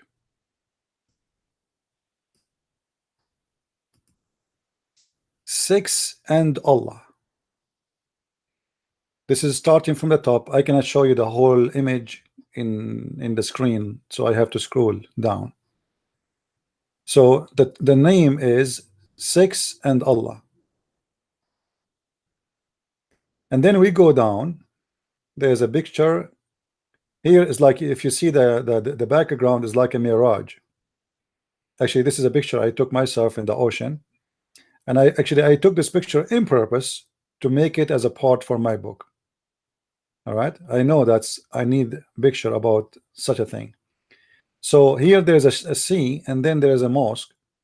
And then if we go down, there's a verse from the Quran, chapter 55, verse number 56, where it says, wherein both will be those females restrain their gallants upon their husbands, whom no man or jinn made them, you know, bleed from losing their virginity, etc.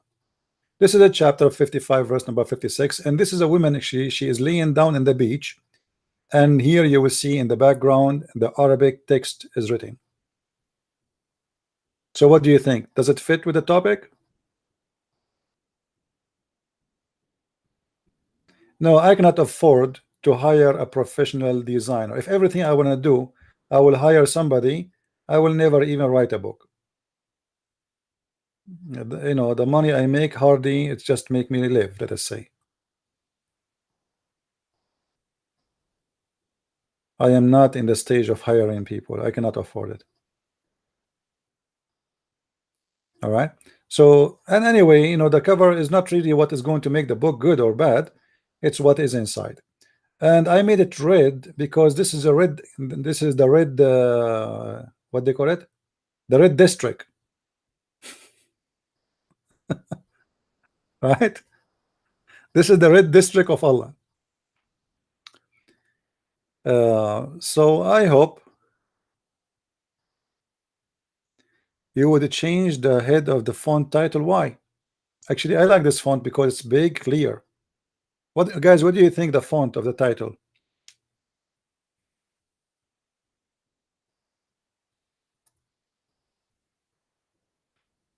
Because if we say six and Islam, Allah escape. We have to blame Allah. Isn't Allah is the one who made those promises?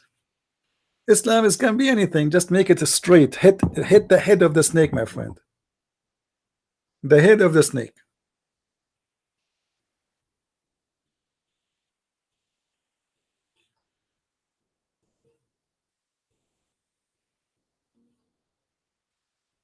Yeah, somebody is saying we make it Allah, which means he is saying here. Let us do that. Maybe life we can't do that. For some reason, is not allowed in me. But you know, if I do that, that will make. I don't want to change the name of the book. He's saying making it like this. Allah. That's a good idea, actually, but still, I prefer to do it Allah right away. It's okay.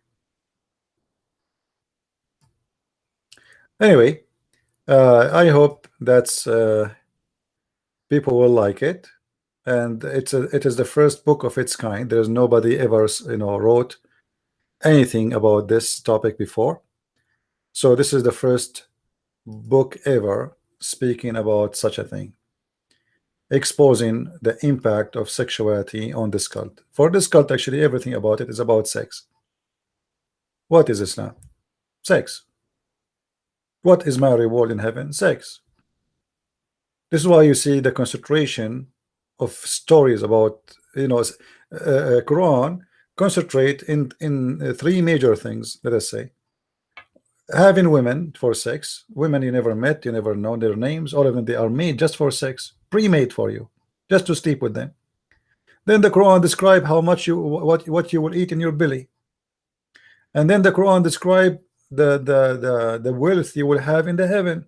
So all what Islam is about, not something ritual, it's about something physical and involve sex and money, sexuality with the children, sexuality with women.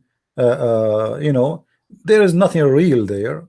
Even the Muslims in the heaven of Islam, they will not even worship their God. There's no more prayer. Nobody will pray in heaven.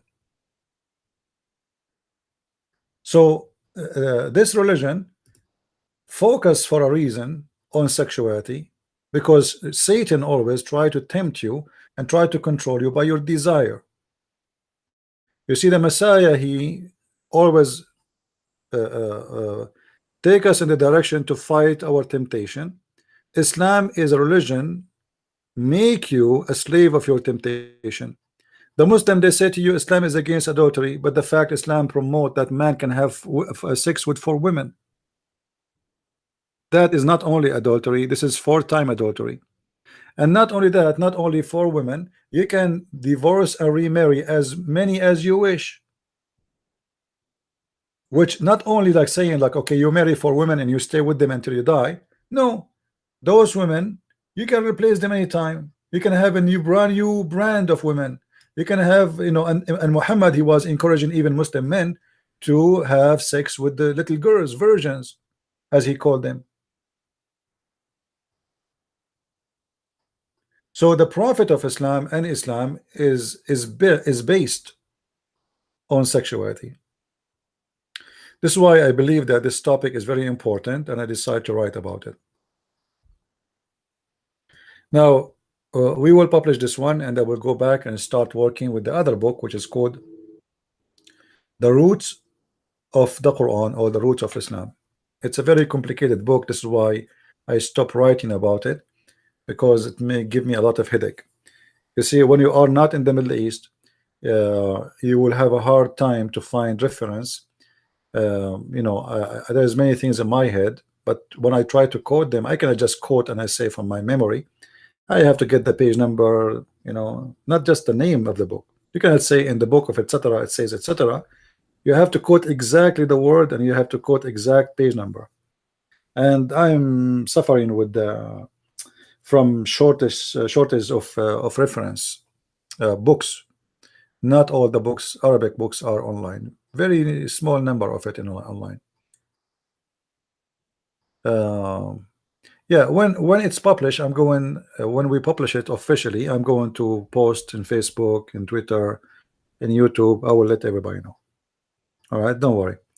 And then we need your help to promote it. And by the way, we have another problem. As an example, I have a book in French, correct?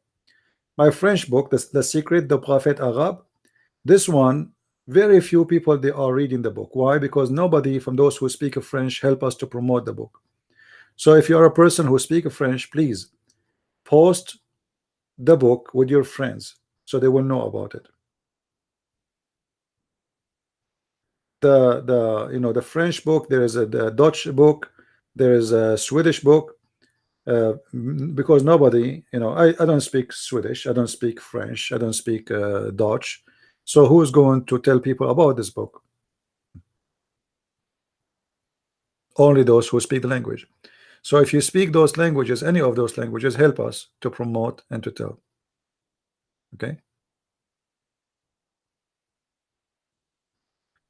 Cole, if you want to buy Islamic books, there is millions. I mean, we will go bankruptcy. But if you are asking about yourself, you want to buy what? I'm not sure. Actually, I have a lot of books in the Middle East, but how you can get it here? There's a book, I wish I can have it. I used to have it in my library in the Middle East, but I don't know where how they can find it. It's called An Interview with the Genie. An Interview with the Genie. This book is hilarious. I wish I can get it and translate it. Just translate it without touch, without even a comment from me. You guys will die from laughing. An Interview with Genie. Unbelievable.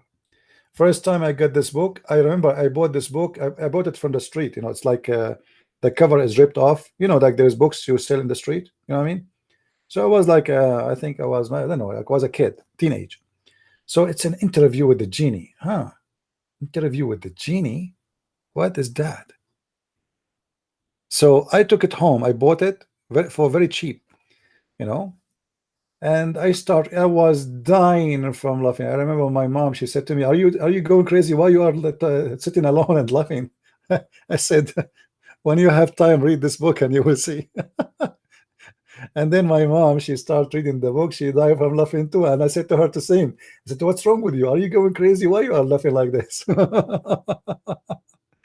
Interview with the Genie. I'm really, those people, they have a madness. They have a mental illness.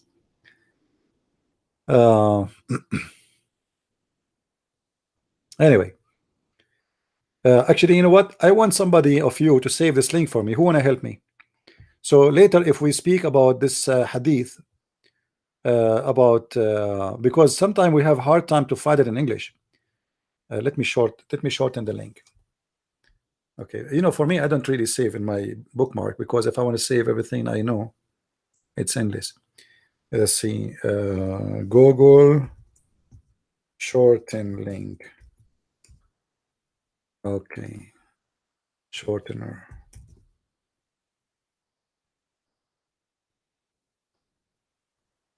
Unable to create short URL. Why? Okay, let's try again.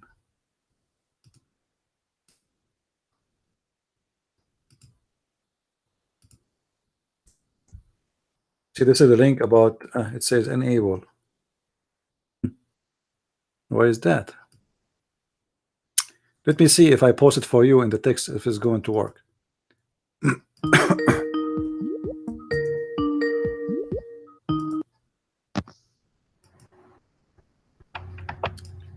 Hello? Hey, my friend, how are you? Hey, CP, how are you doing? I'm fine. There is somebody in the chat, Hunter, whoever it is. I don't know him really, but he's saying that he knows some people that know graphic design that are, I guess, in their business and have access to those type of tools. And if he could get a hold to, or if you could post somehow your cover beforehand, he could put you in touch with some of those people. It's not worth it. I think the book is fine. You know, I don't want to. You know, it's a cover, and I think the book cover was fine, isn't it? I mean, what you would do about it? I mean, what you would do? The only thing you can do, if somebody is good in art, like hand art, he can draw like a picture of heaven, of Allah, females, etc. That would be interesting. Otherwise, graphic is just a graphic. You know? Yeah. Well, ultimately, it's your book. So if you're the one that has to be comfortable with the cover or what's in it. But still, I just wanted to relay his message because he was trying to get your attention okay. to offer that connection. Yeah, it's all right. Yeah. My personal take on the cover, it's kind of funny to me. I thought the image of the woman at the bottom is a little racy. Racy? And why? Well, it's got a clear sexual tone, which I guess that's what you're going for. Well, this is the point. Yeah. Well, but it's kind of racist, sexual to the point. It's not quite pornographic, but it kind of takes you there. Well, this is the point. If you trying to offer it to people who like approaching it from a scholarly type point of view, the picture might turn them off a bit. That may not be what you're going for. I understand what you are saying, but you know, the whole book is about sexuality, and what is inside is disgusting million time more than, I mean, a picture is nothing. This is something people they see in the beach every day. Well, It's yeah. not like a woman, she is totally naked, and even the picture is not really clear. So if somebody want to think that this book is not valuable because of this picture, this is his business. Because the point is, this book, it is about sex and Allah. I mean, the name is not about how to grow a family, how to succeed with your marriage, how to fight divorce. This book is about sex, as simple as that. Yeah, well, Yeah, that's what it's about. Well, that was just my impression of it. yeah. I know it's. I appreciate your opinion, and people they can say what they think too. I mean, let me know because if it is not really good, I can change it, no problem. But you know, for me, my idea that the whole book is exposing sexuality in Islam. So why we will not have this picture there? Yeah, well, I don't think it's a question of good or not.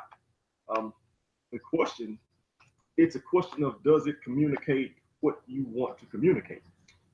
See, if the cover says what you want to say, then it's fine. It may not be racy enough depending on what you want to communicate, but you're the only one who really knows that. I'm just saying my opinion of it when I saw it. Yeah. And let you know that's what came across my mind. So you can take my little 2 cents for whatever it's worth and measure that against what you are trying to get across. If that's the point you want to get across, then that's the point. Now, I can imagine some Muslims would be offended by it, but they're offended by everything. Who cares? I would well, somehow I got a feeling that of all the people on the earth that do care, you care the least. That's just my opinion. I may be mistaken, but I think that's a pretty good guess. Still, I can imagine that that will make Muslims quite upset. Actually, that's even better. Because, you see, the book of Salman Rushdie did not become a book well known unless because the Muslims were not upset.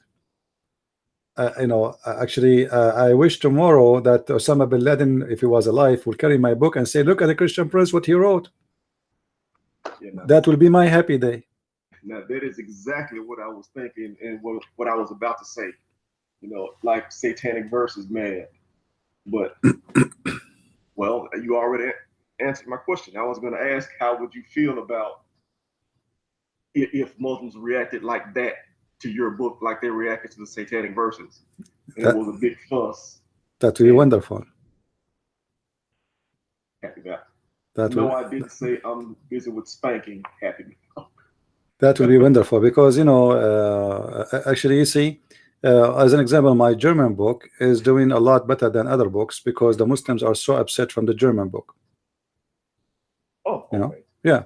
So the more upset they are, the better it does. Good. Yeah. The more they go against it, the more the book is successful. Yeah. Well, yeah. Like you said, the satanic verses. Nobody would have read it. You see, this is why Shabir Ali, he bought my books, but he never opened his mouth about them. He's smart. Because if he spoke against them, he knew that will encourage more people to read it. Yeah. Well, and that would just encourage more people to talk to you as well. Yeah. No. So he's smart. He decided to keep mute, keep shut, and not to say a word. And for sure, he could not find anything against it anyway. I mean, everything there is reference, is true. Yeah, but again, CP, that's really, well, I mean, I guess ultimately it is the point, the fact that it's true. But I heard a politician say, the truth matters, but how we fight lies matters more. So if, say for instance, you put this book out, or any one of your books, and they get into a satanic verses type hoopla, and it's all over the news and all over the press, and who is this guy in every country, and we're going to kill him, and bounties if you know who he is, and blah blah blah, then news outlets are going to be talking to you and interviewing you, and every time they ask you about your book, they give you a chance to defend it, in front of the worldwide press, which Okay. is exactly what you want. Well, I will try to make a new cover, and we compare, and we will see. We will make a vote if people like which one they decide to take. I chose the name Sex and Allah to make it direct. No need to explain. And same time, the picture of a mosque, and there is a sand, and there's like a mirage, which means it's false. All those promises is just fantasy, It's just to control your mind and to make you a slave of a fake god. This is why I thought this picture would be a good picture. But anyway, we will see. I will try to make maybe 2 more covers and see which one is the best to be for the book.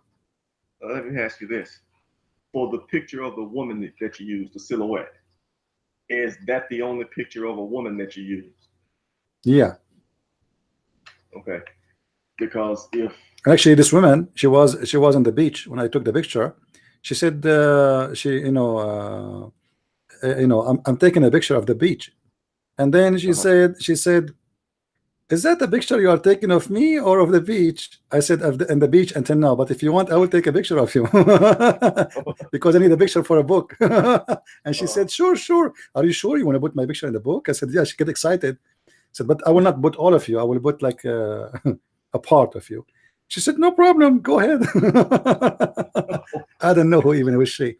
Anyway, so she was so happy. And for me, I cannot, you see, this book deserves actually a naked woman, because this is a naked religion about sex, but I cannot go that far, but this is the lowest exposure I can do, like legs of women. Women, and she have to be white, as you know, because I wish I can make her see through.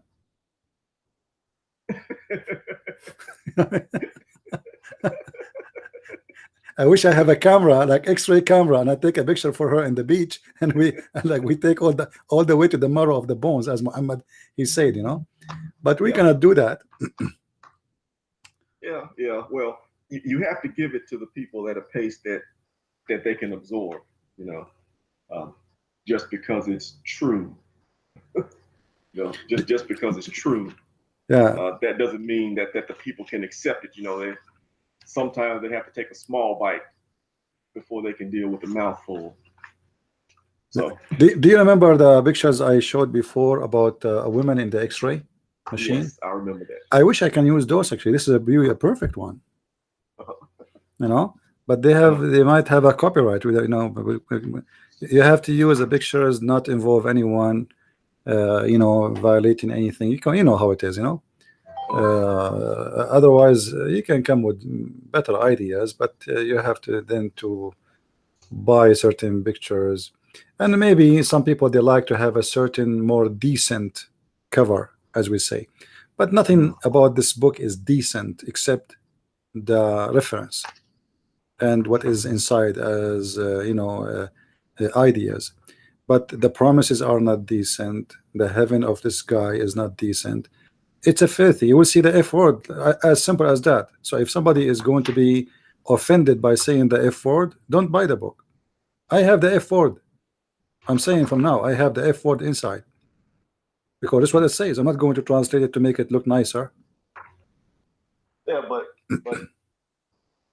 when it deals with Islam, now granted, depending on who your audience is,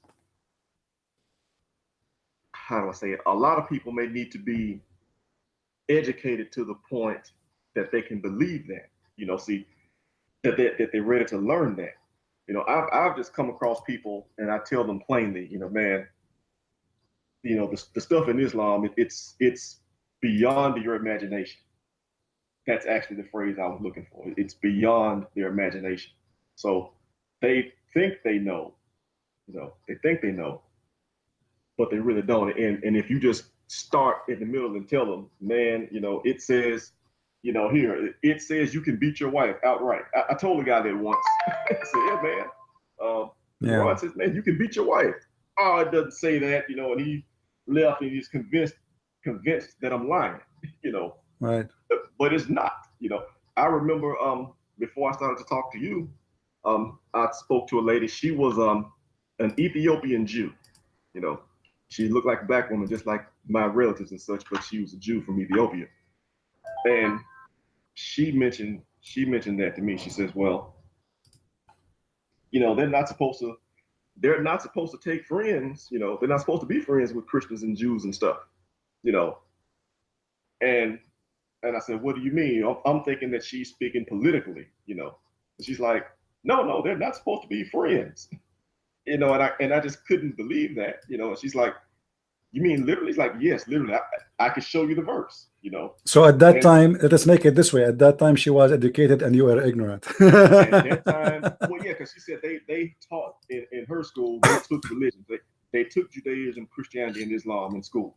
So she was educated and I was ignorant. As a matter of fact, talking to her was one of the things that motivated me to finally go ahead and look into it, because she was the first person to tell me that it said these things matter-of-factly in just plain language, So, and she told me that, and I could show you the verse, and even when she said I could show you the verse, I was thinking that it was something that should be interpreted as, well, you can't really make friends with She have a wrong interpretation. Yeah. Well, no, not a wrong. Well, I thought that maybe that the meaning that she told me was an interpretation. See, I didn't realize that it actually says don't be friends with Christians and Muslims in that plain, direct language. Yeah. So, but to come back to the book, you want to get your point across, but you want to place it in a place that the people can accept it. By the way, CP, this guy is determined to help you. Hunter, he wants to send you proposals, proposals for book covers for you to accept or reject. He can tell him he can contact me in Facebook. He can send me whatever. What about we say to him, okay, go and make a cover for me. Let's see if it's good. Let's see his idea. Well, that's what he wants. He can give it to me in private in Facebook. No problem. Right. Well, there you go. If you're listening, you can give it to him in private on Facebook. So, here's the hoping that it works. Let's see. So, I had a question. I wasn't going to call you with the question. Today I didn't call you until that came up about the book. Do you mind answering a question? No, you can. Have you ever heard me saying, do you mind? I mind to answer a question. This is new. So somebody told you I am Muhammad or what? Ask not questions, chapter 5 verse 101. Oh, well, I've made my donation, so. Oh, okay. Good one. But even with the asking our question thing, you don't think that there's really a verse there. It says don't ask questions, but there is. In any event, my question is a simple one.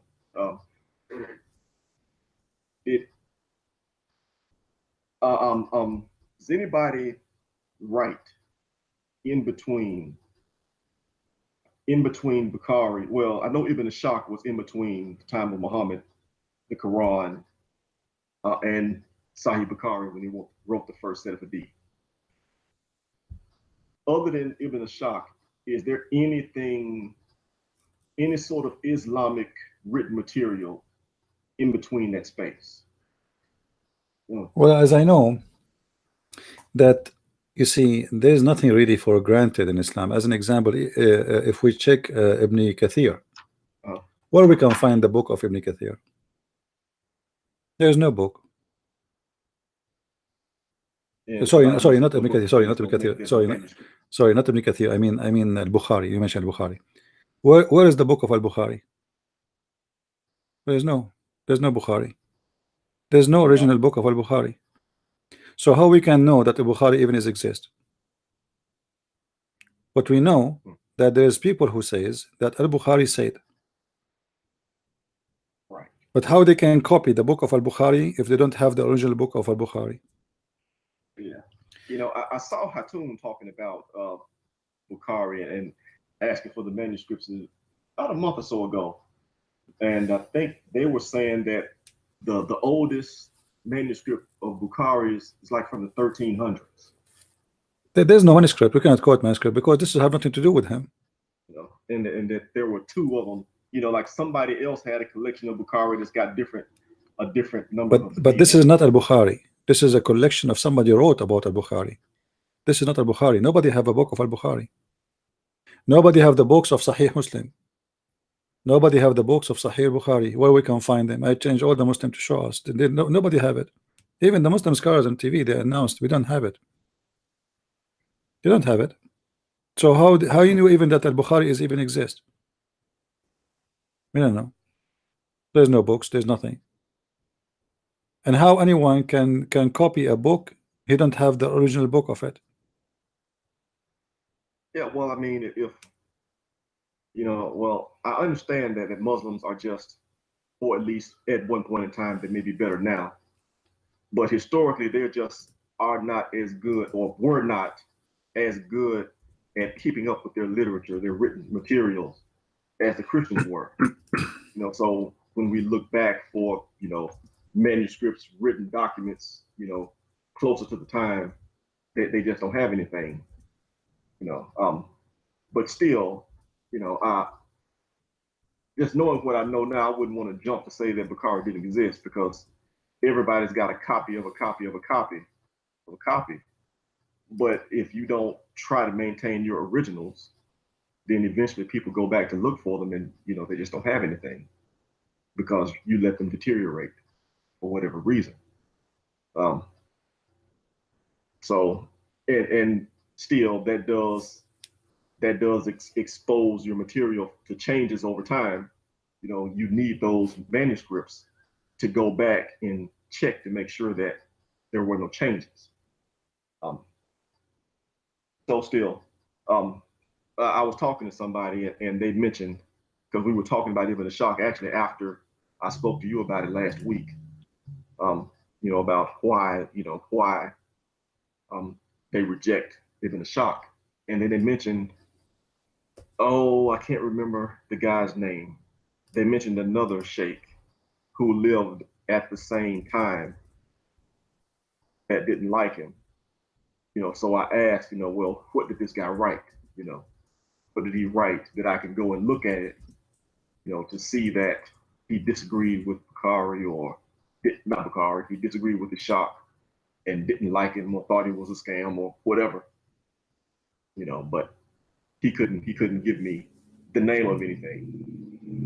That's why I'm asking, you know, is there any such writings, even if it wasn't a direct critique of him, you know, just whatever he wrote that expresses his opinions or rulings on Islam that we could look at. Yeah, let me show you something. I just searched in Google and I found this answer. A Muslim is asking, a Muslim Sunni. This is like a fight between the Shia and the Sunni, as you know. The Shia don't like Al-Bukhari. So the Shia guy, he said to the Sunni guy, okay, well, can you show me Al-Bukhari? Read with me. He's asking about original copies of Sahih Al-Bukhari and Sahih Muslim. This is the question. Fatwa number 193912. The answer: there is some Shia who cast etc. upon the authentication of Sahih Al-Bukhari and Sahih Muslim. There is many argument that there is no original copies of those two books, you know, or in handwriting or etc. This is the truth. There's no other. And look what the answer is. The answer is the most funny, stupid answer. However, Sahih al-Bukhari was heard by 90,000 men from Imam al-Bukhari. Have you ever heard a stupid answer like this? Al-Bukhari, guys, is heard by 90,000 men. First, how you know they are 90,000? You have their names. To write the names of 90,000 people, you have to make like maybe I don't know how many books. How they get the numbers? Yeah. Okay, and they heard. Okay, what is this? Is not a question. What is the book? What is the book? Yeah. The guy is asking you, there is no such a thing. It's called Al-Bukhari. Can you show us Al-Bukhari? Then you say to him, it was heard by 90,000. And you know, here we go. People, they are listening to me now. Can you really remember? And you quote me word by word. I said no, you cannot. Is that correct? Yeah, that's correct. This is impossible. How you can, especially we are talking about hadith. The Quran is something you can sing like Arabic music, right? Like you know, Muhammad, he went to a lad, and there he kissed him like a rat, and he thought he is a cheese, and he asked him to do striptease, and Muhammad, he said, I do not know. So he squeezed him 3 times, and he you know, anyway, they have together good time. So this is can be remembered. But to remember a guy, he is quoting tens of thousands of hadith, and the answer is that this was heard by 90,000. That is the most stupid answer. Wait a minute. Hold on. I may have been thinking about this the wrong way. So this guy's saying that it was heard by 90,000 men. Yeah. So they used to recite Al-Bukhari too. I didn't. This is like how he can recite. I mean, this is stupid. I mean, so yeah, because see, I'm looking at the in the middle of that. What's the third sentence? Al-Farbari. Al-Farbari narration of a Sahih al-Bukhari was famous because he lived for a long time, and he was prizes in copying it out. Okay, come on. But his narration, that means the way he told it. Yeah. Right. And how he can write it down. I mean, what the guy is sitting and he is and this guy is writing down. That is impossible, you know. Like what this guy? This is stupid. Yeah, but he heard it from Al-Bukhari over 3 years. Then a number of trustworthy narrators learned from him, and from them, this book became well known. So they didn't copy it by hand. They listened to him say it. Look what it says. Al-Mustamil said, one of those narrated that from Muhammad ibn Yusuf al-Farbari said, I copied the book of Al-Bukhari from its original text that was with Ibn Yusuf. What is the original text? Okay, so he said it was with Ibn Yusuf. Yeah, what is the text? He says he's copied it from a guy with a guy. He is his name is Ibn Yusuf. And now why Al-Bukhari is with Ibn Yusuf? What happened to it?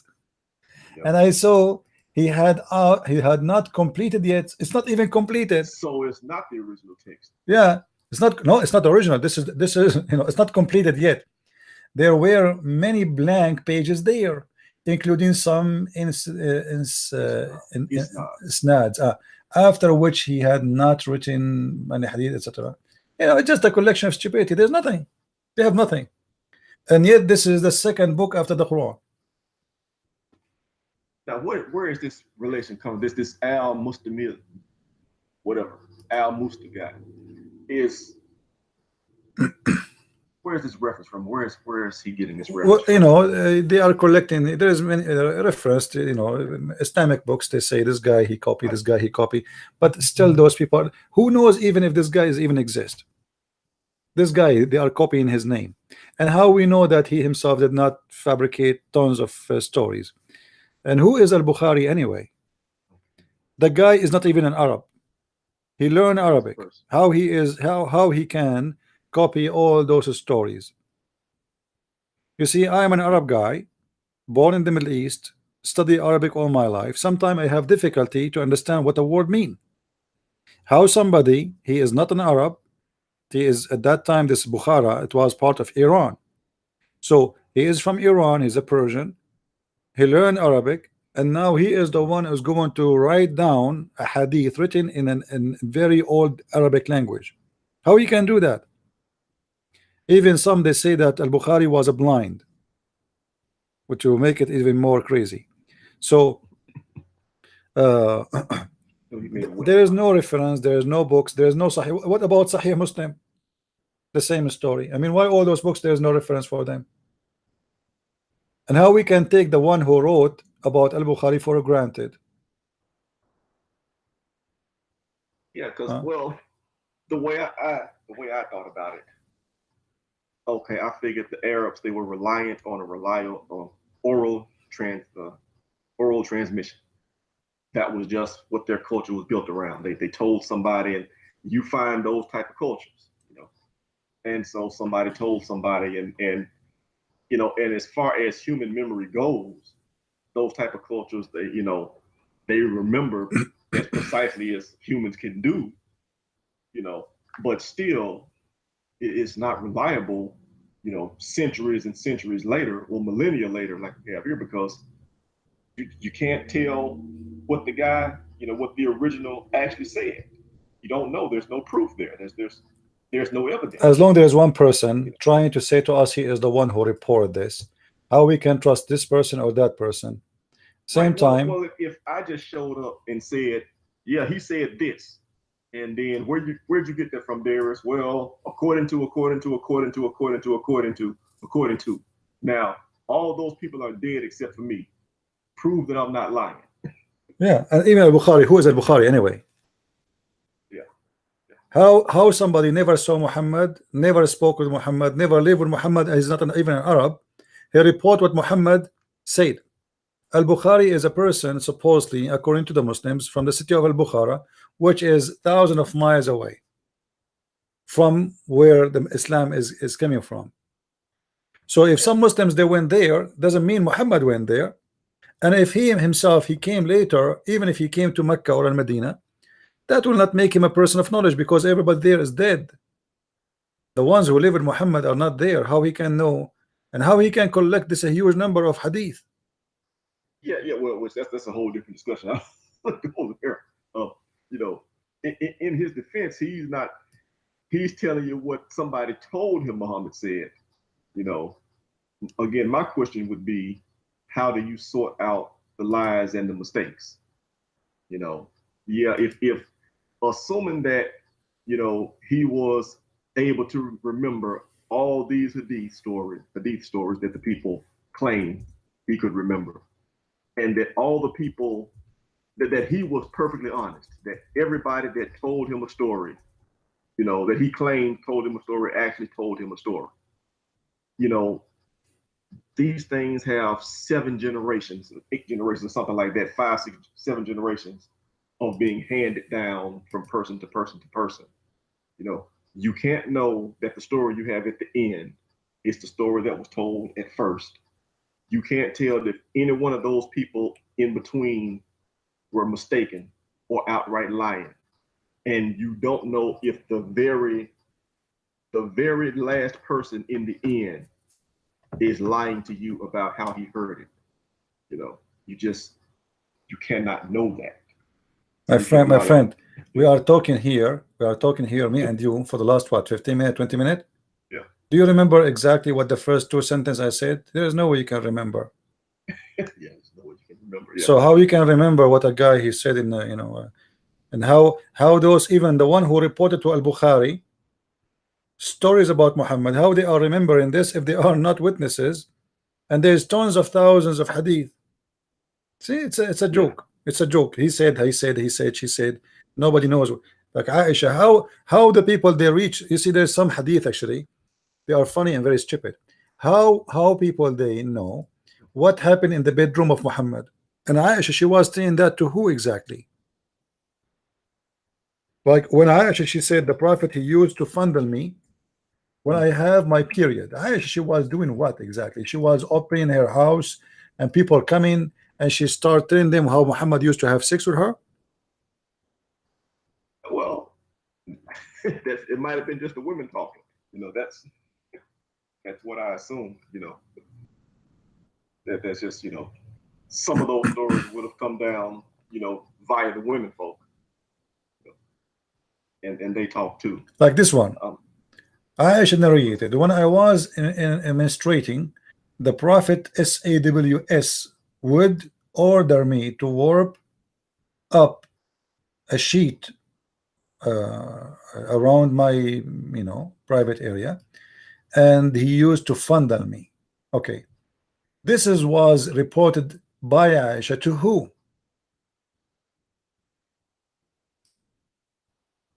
Well, I don't know. I can't read the chain. What does it say? Shouldn't it say that all the according to? Well, yeah, I mean, it should say, and why? Why even she is saying that? If the reporters of this hadith, all of them, they are men. They are, hold on. So they are all men. Yeah, how this was arrive? How this arrive to those men? How Aisha should report this to those men? Aisha, she used to sit with them, and she used to tell them. If you read the recitation, or let us say the chain of reference, you will see that the reference is coming from men. حدثنا قبيصة حدثنا سفيان عن منصور عن إبراهيم عن الأسود عن عائشة. Okay, Qubaysa he said, and then he reported from Sufyan that Sufyan he said, and Sufyan he said that Mansour he said, and Mansour he said that Ibrahim he said, and Ibrahim he said that Al-Aswad he said. Who is Al-Aswad? And why this guy is sitting with Aisha, and she is talking to him about how the Prophet used to fondle her? All of them, they are men. Aisha, she used to tell men how the Prophet used to do that to her. It's not even a woman. Like a woman, she is speaking to a woman, we will let it go.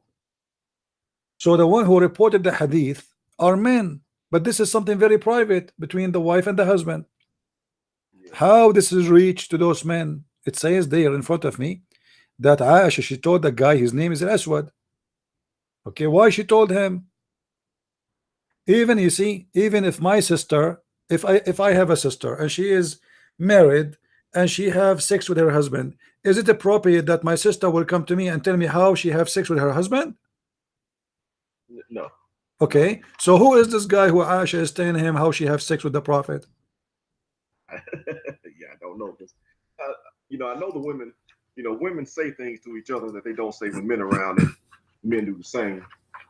But why a man knows something this personal, and yeah, that's a question that deserves to be answered. And there's all of this is it's endless madness and stupidity. Tons and tons of hadith, and sometimes there's the hadith have no witnesses. Even the Prophet himself have no witness for it. Okay, but so how you reach the hadith? Like when Muhammad he said, anyone he write anything from me except the Quran, erase it. How you write this?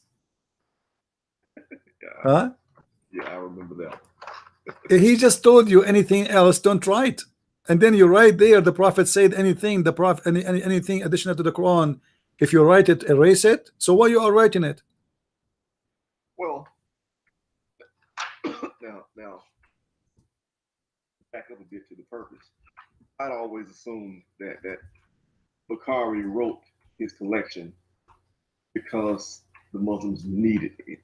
There just was not enough of substance in the Quran, and trying to rely on this oral stuff, it's just too much room for too many people to introduce their own practices and this city to do their own thing. You have to formalize it at some point. You are right. There's a vacuum. There's a vacuum. There's a space of vacuum. Islam is empty. So there's somebody need to fill this empty space. Because Quran, there's nothing in the Quran. What we will know about Islam if there's no hadith? Right. So the point of the hadith is we write the hadith the same as the book of the Sirah. It was written to fill the gap. There's nothing about Muhammad. Who's Muhammad? You see, the Muslim, they say to us, you are having the book of John. Who is John? We know who's John. We can tell you the Bible speak about who's he. Luke, Matthew, etc. Now, if we read the Quran by itself, how we can find who is Muhammad? There's nothing. We don't know who is his father. We do not know where he is located. We do not know anything about him. The Quran say nothing. It says there's a guy, sometimes his name is Ahmad, sometimes his name is Muhammad. Who is his father? Who is his mother? Nobody knows. And you can choose any verse from the Quran. You will find that there's this connection between the statement and the text and the date and the history and the location. How we will find what this is about? As an example, if we go and check the chapter of 18, which is speaking about many stories, and the Quran mentioned to us Zulqarnain. Who is Zulqarnain? How we can find when this guy exists? You see, when a book is reporting for me a story, what the point of this story if I did not tell you who is this person? What the point of this story if I cannot tell you where he live, what language he speak, which country he's coming from, or at least related to the person you're talking to? Yeah, because the Quran, if you remember here, it says they are asking you about Zulqarnain, the man with the two horn. I mean, have you ever heard of a guy, his name is the guy with the two horn? At least give him a name. You don't even have a name. A guy, there's no such a person. It's called the person with the two horn. Why? He's a goat. How we are going to find this guy? And look, in chapter 18 verse number 83 it says, and they are asking thee concerning Zulqarnain, say, I will rehearse to you something of his story. Okay, so now you are asking here's the answer, but the answer is more confusing from the question, because we do not know who is he, where he live. All what we know that this guy, he found where the sun set. Where is that too? Where we can find where the sun set? And then he went all the way, he changed direction, and he found where the sun rise. Where is that? So what we learn from this story? Nothing. So hadith give you more sense of a real individuals who live. Aisha and Hafsa and etc. They are fighting. The woman, she is putting a sheet between her legs for her vagina. She is bleeding. It's a real story. Here it's just nothing. Quran is an empty book. This is why the Muslims, they needed the hadith in order to fill the gap, because Islam is an empty religion. And you know, if Muhammad said that anyone who write except the Quran, you have to erase him. So how the Muslim today they can practice Islam without the hadith? Right. So I just figured, you know, that the Quran is empty and they're operating on tradition, but as you conquering places and further out, more room for change. So you need somebody to write something. So Bukhari either takes it upon himself or he is commissioned by some political leader to write something down, to formalize it. That's what I thought, you know. But the stuff that you just showed me a few minutes ago, it's reading like that even Bukhari, they were taking it from recitation and not writing it down either, which, you know, creates the same problems. You know, even if they claim it is coming from a writing, who is al-Bukhari anyway? Who is the one who's giving him that to be authentic? I mean, who is he? This guy, what? He's a companion of Muhammad. He is what? Who is he? He's the Persian guy. The Arab, they don't like the Persians. Since when they trust them? You see, if you watch now any Islamic TV station, Sunni, they keep saying the Persian, the enemy, the Persian, Iran. They hate the Iranian. Okay, al-Bukhari, who is he? How come al-Bukhari is their hero? Because in a certain time, the caliphate, they promote al-Bukhari and they approve him. And that's it. Who there? You know? Well, who there? That's it. If the Sunni are the slaves of the Bani Umayyah. The Umayyad family is the one who really made Islam today. Muhammad was a failure. Muhammad could not really control anything. He was local in the Arabian Peninsula. It was Banu Umayyah. Those are the same family who Muhammad he gave them 100 camel to each one of them to convert to Islam, if you remember the story. Those are warrior family. They are really criminals. They love to kill, they love to steal, they love to attack, they love war. Muhammad, he bought them by bribing them, and the Quran speak about them. The Quran speak about the group of people who you share your booty in order to buy their heart. He called them al-mu'allafa qulubahum. Why he called them that? That's mean those people are not intending to convert to Islam unless we buy their heart. Imagine the Quran says that. And who is that? If we go that in the tafsir, in the interpretation, we will find that it says clearly that those are the family of Abu Sufyan. If you go here, chapter 9, verse number 60. Okay, if we go to the interpretation, let us see 960. Let's go to Ibn Kathir.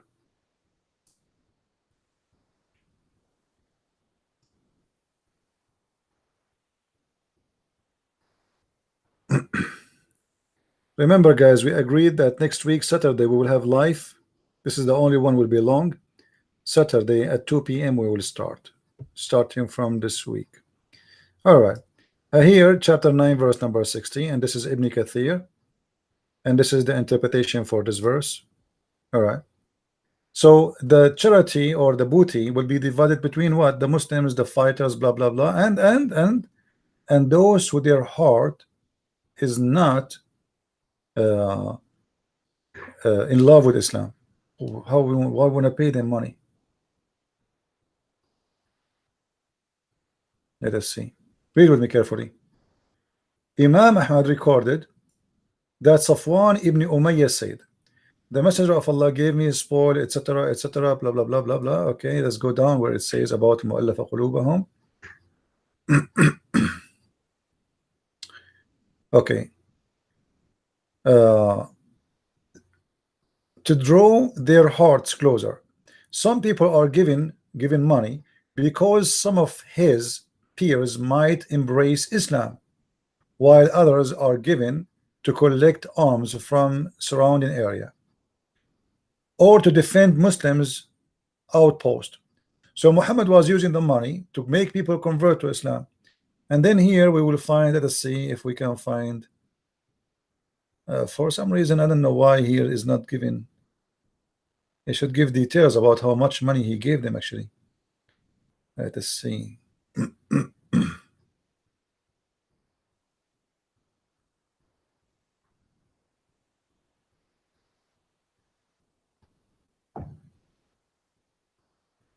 Let us see in different translation, different website.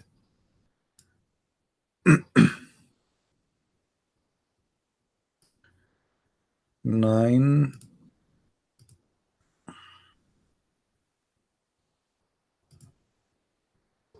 All right. Okay.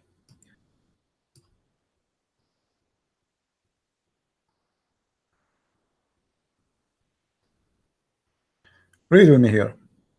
And those hearts are to be reconciled so that they may become Muslims. So Muhammad was paying them money so they might become Muslims, or that Islam might be firmly established, or their peers might become Muslims, or that they might defend Muslims, etc. So he's buying those people by money, and those are Bani Umayyah. You know, so he spent money on them. Those he cannot beat them by war. They are very powerful family. So what he did, he offered them a lot of money, convert to Islam, and this is a very smart move from him. When those guys they convert to Islam, everybody start now taking Islam seriously as a threat, because this is a very serious family. You know what I mean? Yeah. It's like saying, like in Trump, he keeps speaking about the gang. What they call the gang name? I don't know what Trump talking about. Gang 13. I don't know. Like there's a gang, like Anyway, so imagine there's a gang who the people of this gang is like 50,000 in your city, and everybody is terrified because of them. And then you are a person who is no one, and you claim to be a prophet, and then this gang convert to your religion, and now you are their prophet.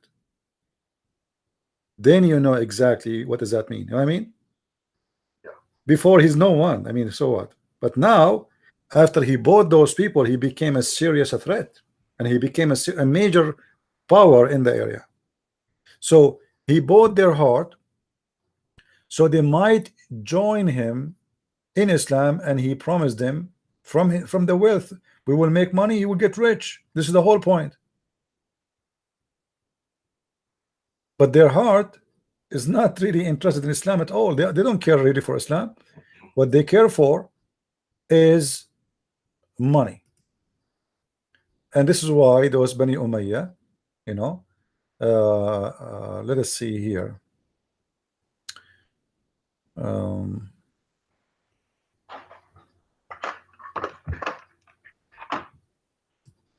Let us see the book of Asbab al-Nuzul. No, there is nothing about it. Anyway, in tafsir in Arabic, you will find a lot more interpretation for this from the English ones. It's like, you know, saying now, who want to convert to Christianity and I will pay you. But Muhammad, he want to convert to Christianity, the mafia, if he was a Christian prophet. You know, because the mafia is what he is looking for. They can force their violence on others, and that will give him protection, and same time will install fear in the heart of his enemies.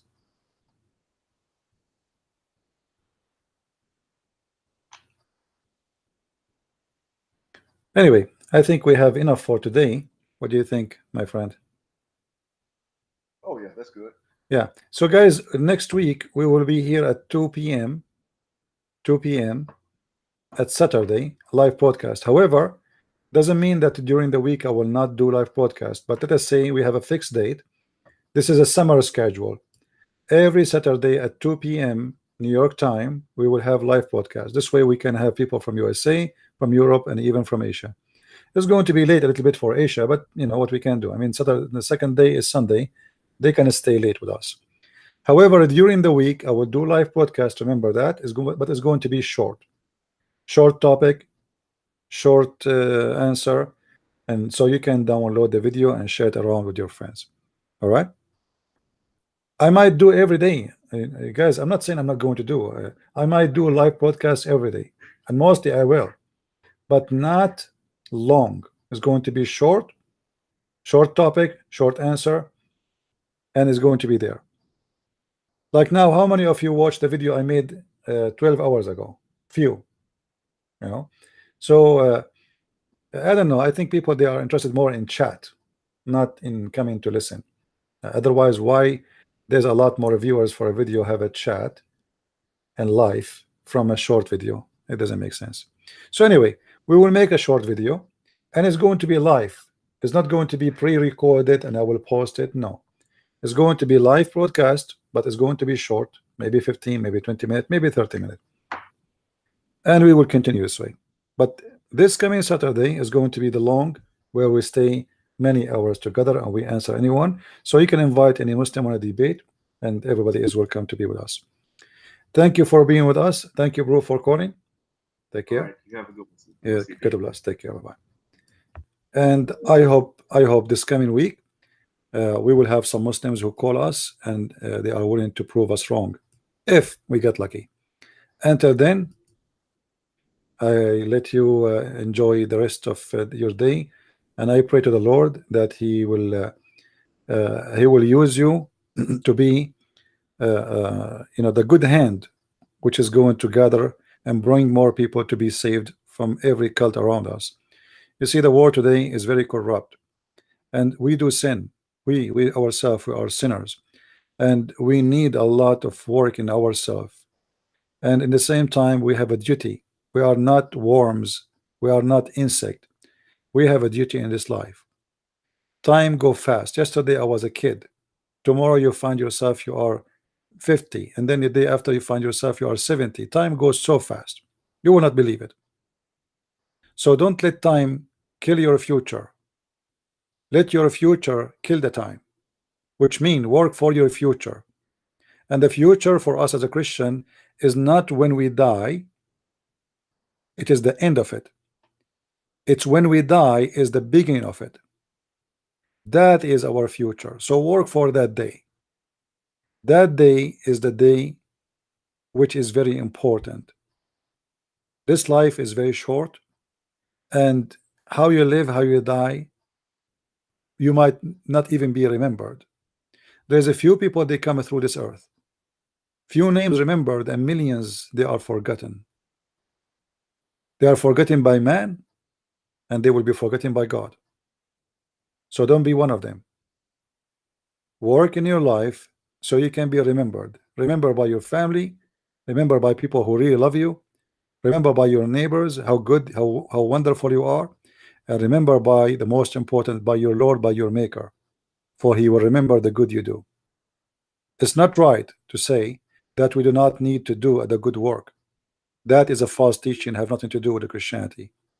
Christian who don't have fruits, he don't belong to Jesus. Have nothing to do with him. Everything about him was not a speeches. Everything about him was a fruits. Everything is done by Jesus was not speech. It was a fruits.